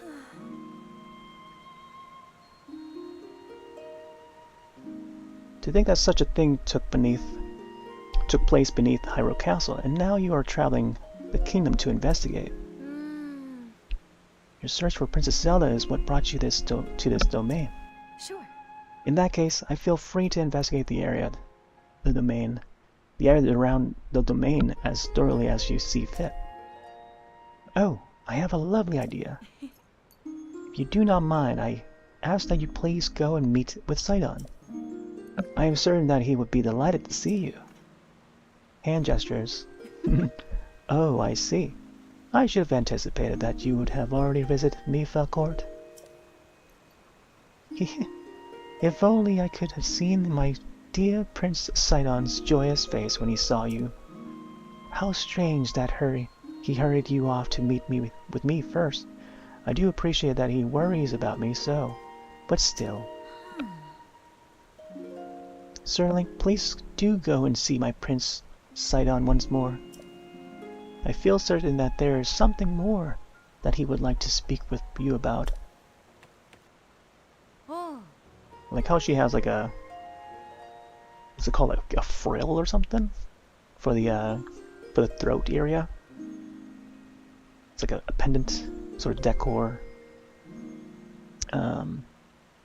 It's like the only piece of cloth, at least what looks like a cloth, that is probably not part of the body itself.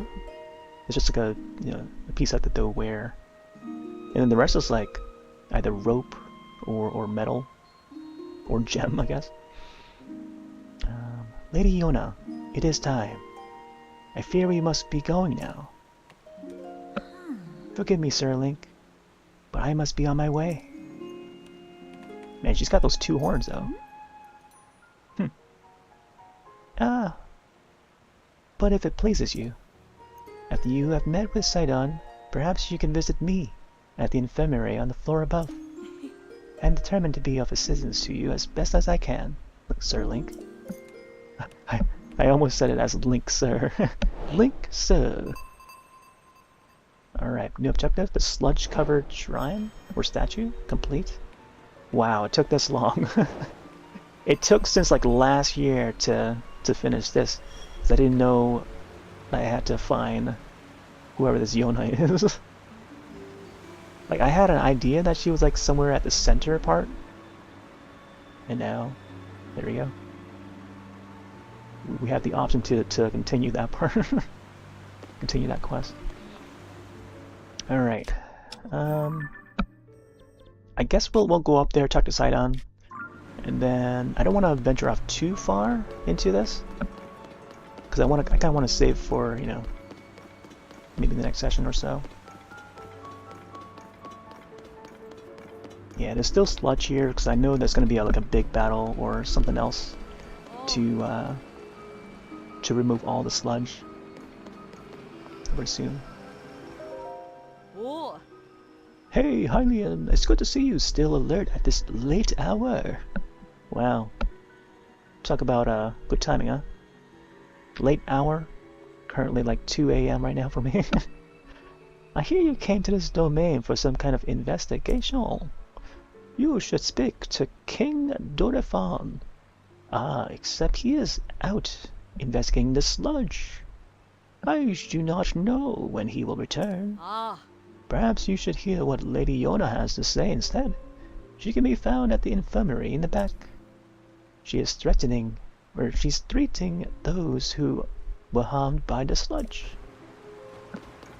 I don't know what kind of accent was going on for there. Oh yeah, I remember the kids having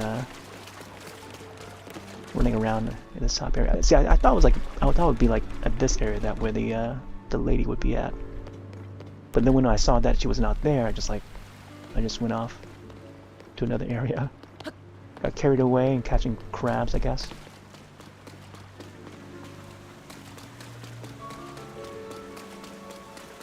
Alright, so I guess we go back to Sidon.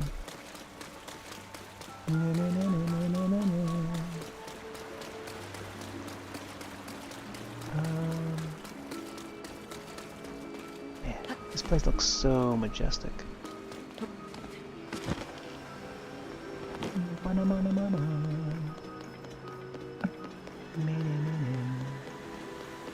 It's got a little bit of like sound effects from Ocarina of Time's Zora's Domain. Very inspired by Zora's Domain from Ocarina of Time. What? That is a Korok. I don't know why I haven't got that Korok yet. That's a Korok up there. A faux show. Alright, I guess we'll just port to here. Maybe we can catch that Korok while we're up there then.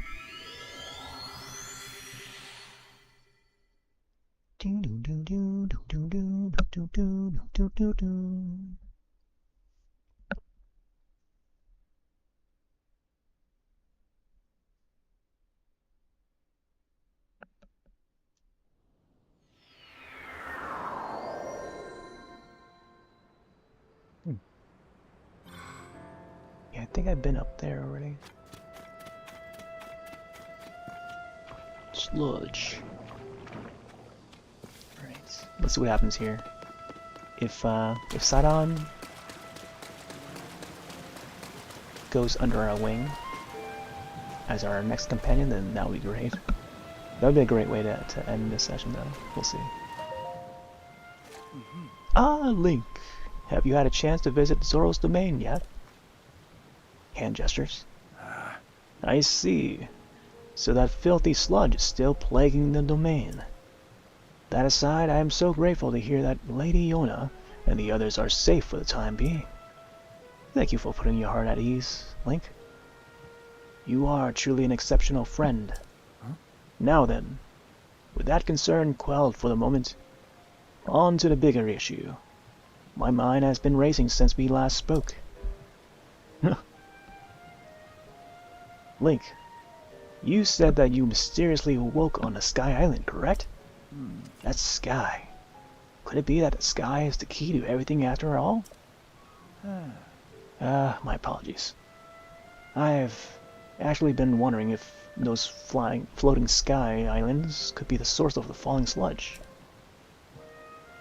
That is why I have tasked a Zora historian with investigating ruin fragments and all historical documents related to the sky. As for me, I am not at liberty to leave this spot at present, as I am uniquely qualified to deal with the sludge here. You see, old friend, this place is a source of the water that flows into Zoro's domain. That is why I must use my power of water manipulation to separate the sludge from our water in order to clean it. If I cease, the sullied water will flow into our beloved home, and there will be much pain and suffering. That is why I cannot afford to leave here, no matter what. Say, Link, does it not seem that Princess Zelda's whereabouts might be related to the floating sky islands and the ruins?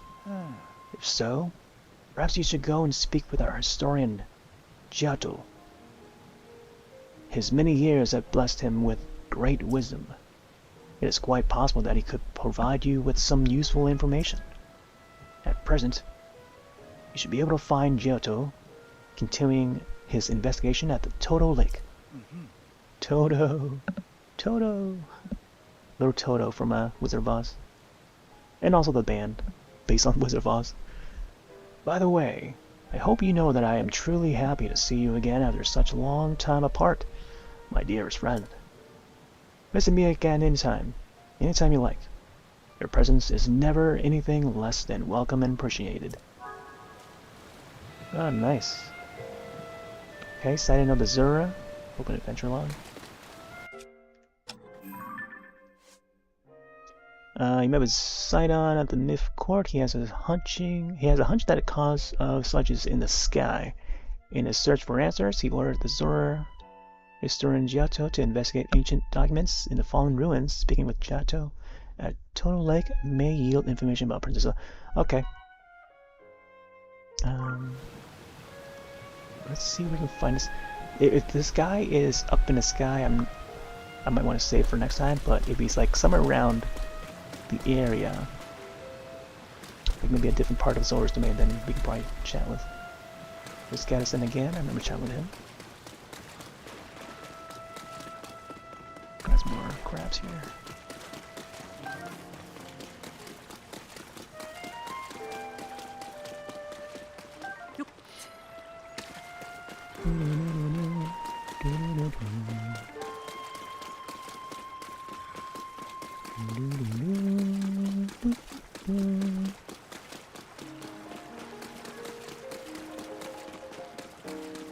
Ew, get some fish here. Yes, ancient arowana. I remember those were good.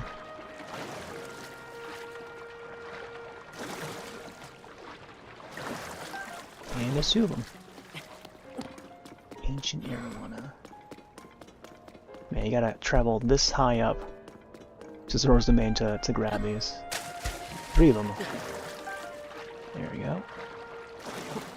It's like catching a fairy. 3 fairies, and we have 3 ancients. The Sidon? Oh, that's looks like a different Zora. Huh. Just got that staff down. I think I remember catching a photo of this or something before.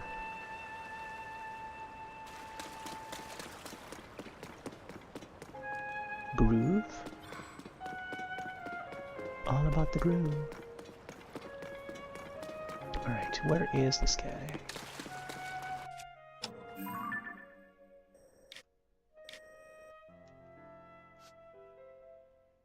Alright, so far no blinkings.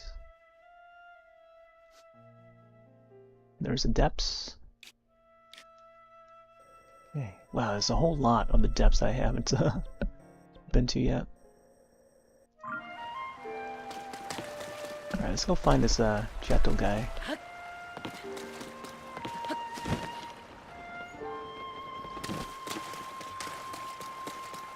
Let's see if we can summarize it again.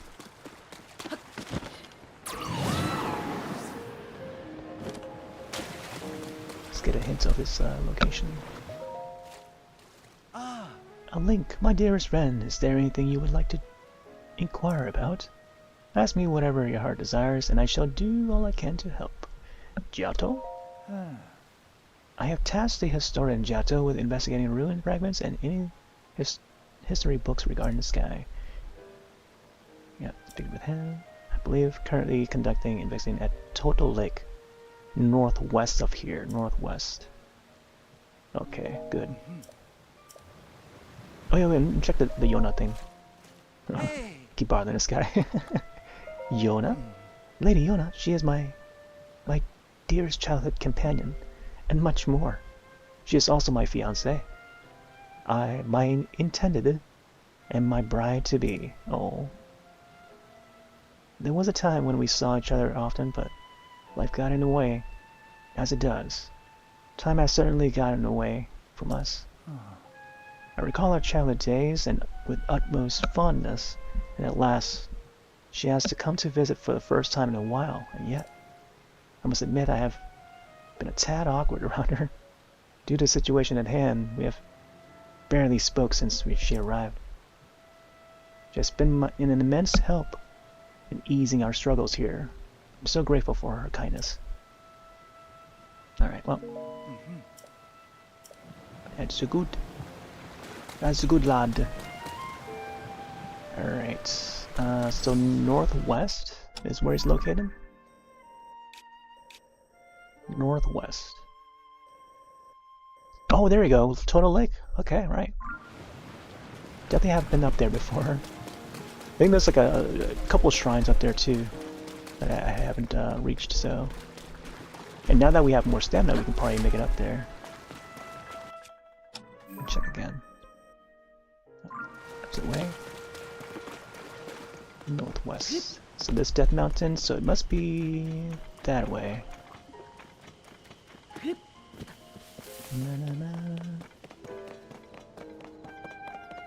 let's have a look. So it should be like somewhere north of where the Zora's domain was. Yeah, it is that way. Alright, going across. Big waterfall. Whoa, what are those things?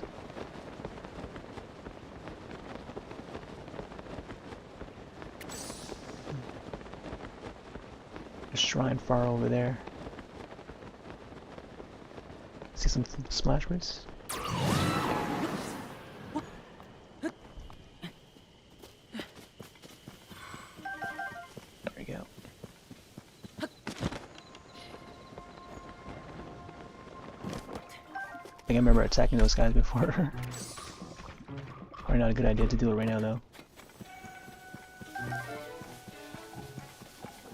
Man, I remember walking across alongside the path towards Zora's domain and stock up on these splash roots.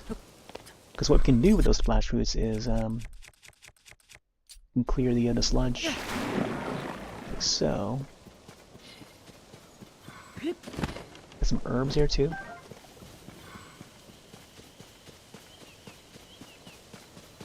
Sludge all over the place. Oh, Oh, this must be the lake. Oh, nice. It is the lake. Cool. Yeah. Looks to be it. This must be the guy. An investigation, eh? Ah. Oh no, this Dunma.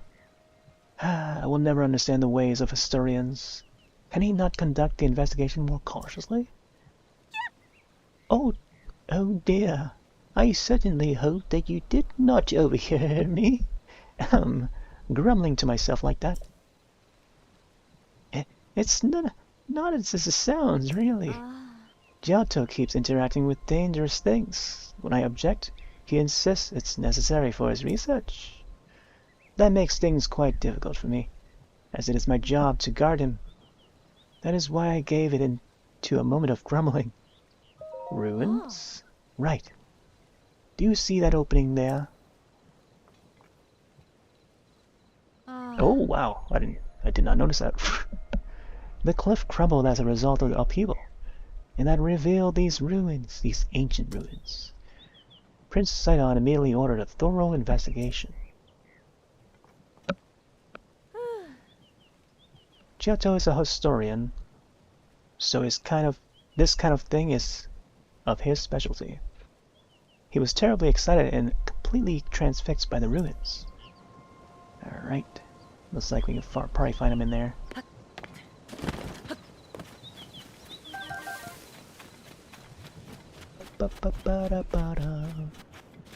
Alright, we might witness a cinematic here. Let's see. An ancient stone slate.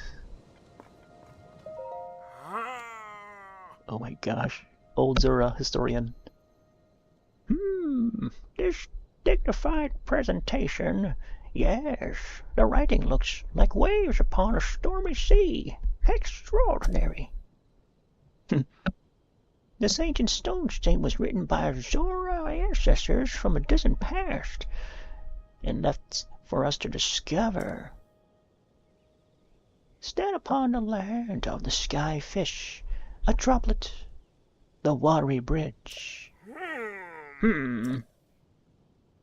Alas, I cannot decipher it. Link. My apologies, I was deep in thought. In any case, I have news. I have made a monumental discovery. This is undeniably an ancient Zora stone slate. Better still, upon its surface there appears to be a text regarding the sky. However, the slate is broken, and so I am unable to read it in its entirety. I deeply wish that I could view the full text. Alas, I fear that my fins are tied. Broken slate. Alright, so looks like we gotta piece that together.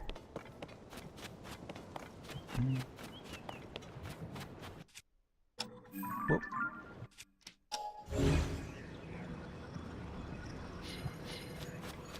Yeah. Check this thing here. Oh. Looks like we maybe gotta find the pieces for it somewhere. What could be done? We simply cannot read this text properly so long as the stone slate is broken. As much as I wish it were not so, how grateful I would be if the missing fragment of the slate were to surface somewhere.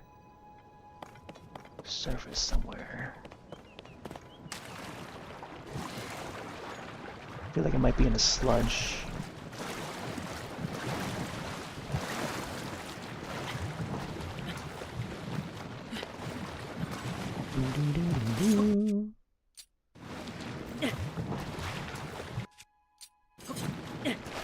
Oh man, yeah, no.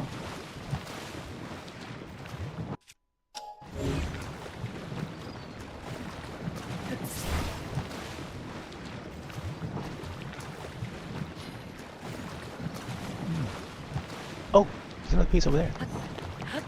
Okay, I see. Just underneath the sludge, huh?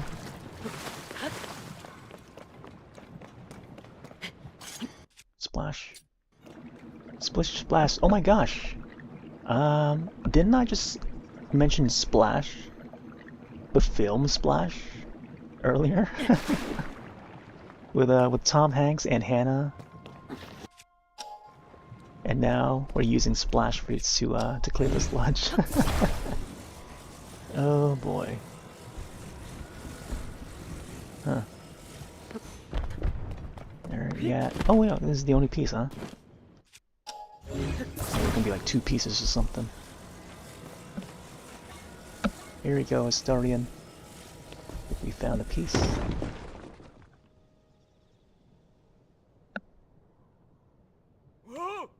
Oh, what is this?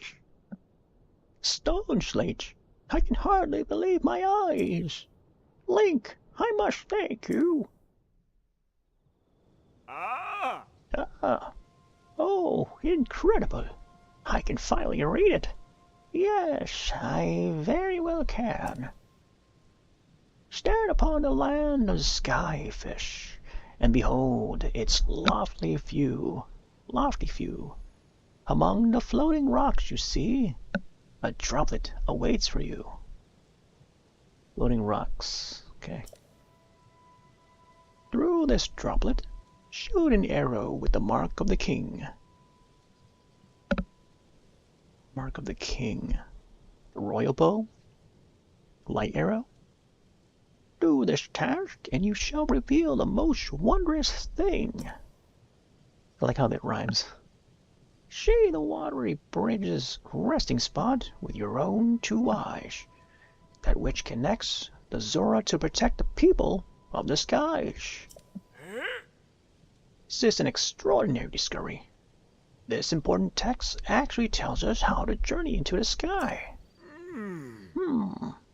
Though in truth, that mystery just leads us straight into another. One difficulty has been overcome, and yet another has appeared in its wake. As it mentions the mark of the king, perhaps it would be prudent to consult King Dorfan. I assume that he will be returning from his investigation of the sludge shortly. Alright.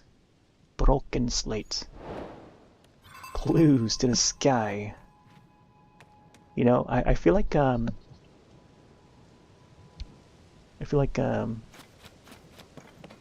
think that the next clue would be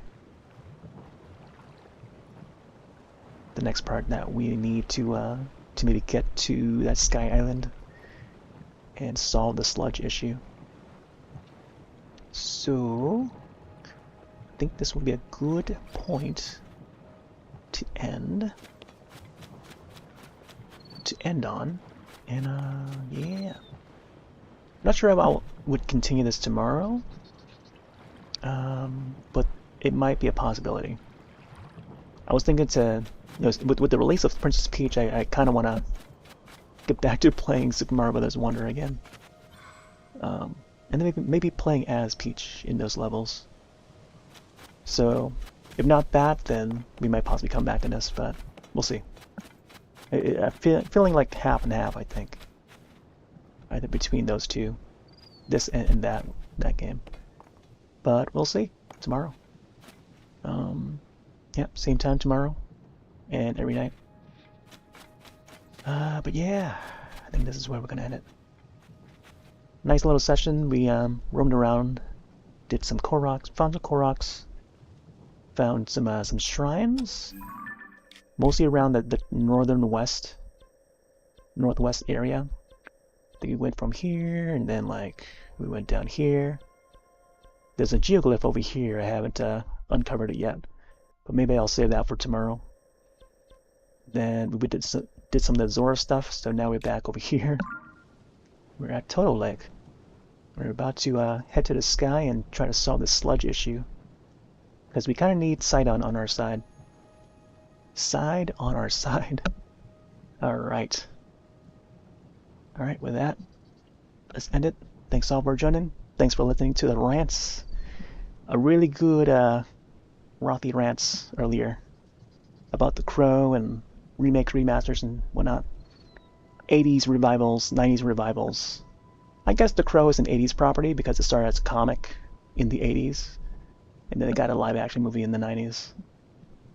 One of my all-time favorites of the favorites for a long time, and now it's seeing a new entry, but you know, feeling optimistic about that new entry, but it is what it is. Some footage of Killer Clowns from Outer Space up on the YouTube. Bunch of new, you know, PAX East stuff, and I'm separating some of the videos to its own separate video. So pretty much everything that I broadcasted and rebroadcasted the day after, from to last night, but separating some of that to its own video, and then another layer, just little small clips, in the form of like not really shorts, but just like separate video. I still call them clips because that's basically what they are. And if, like I could go on another rant, but I want to kind of keep it short. But if only YouTube would improve the clips feature a little more, where it's more easily accessible from the tabs of like a YouTube channel, where you can get a link for that clip and then be able to use that clip, then also somehow provide like a way to click to view the fuller version of that, the original source of where that clip came from. Like that would be a great idea. Yeah, I thought more about that too, like this past few days, of how to improve, if YouTube wanted to improve their site and how they manage their videos and stuff. Like there's a certain feature where they could combine that, both long-term videos and short-term videos, but I'll save it for another day. But yeah, a little insight on that. But yeah, I'll probably do more clips, and then yeah, there's a bunch more videos I kind of want to put out there, from the PAX East event. Anyways, thanks all for dropping by, hanging out, and take off for now. Have yourselves a wonderful night and or day, and I'll see you next one. Later.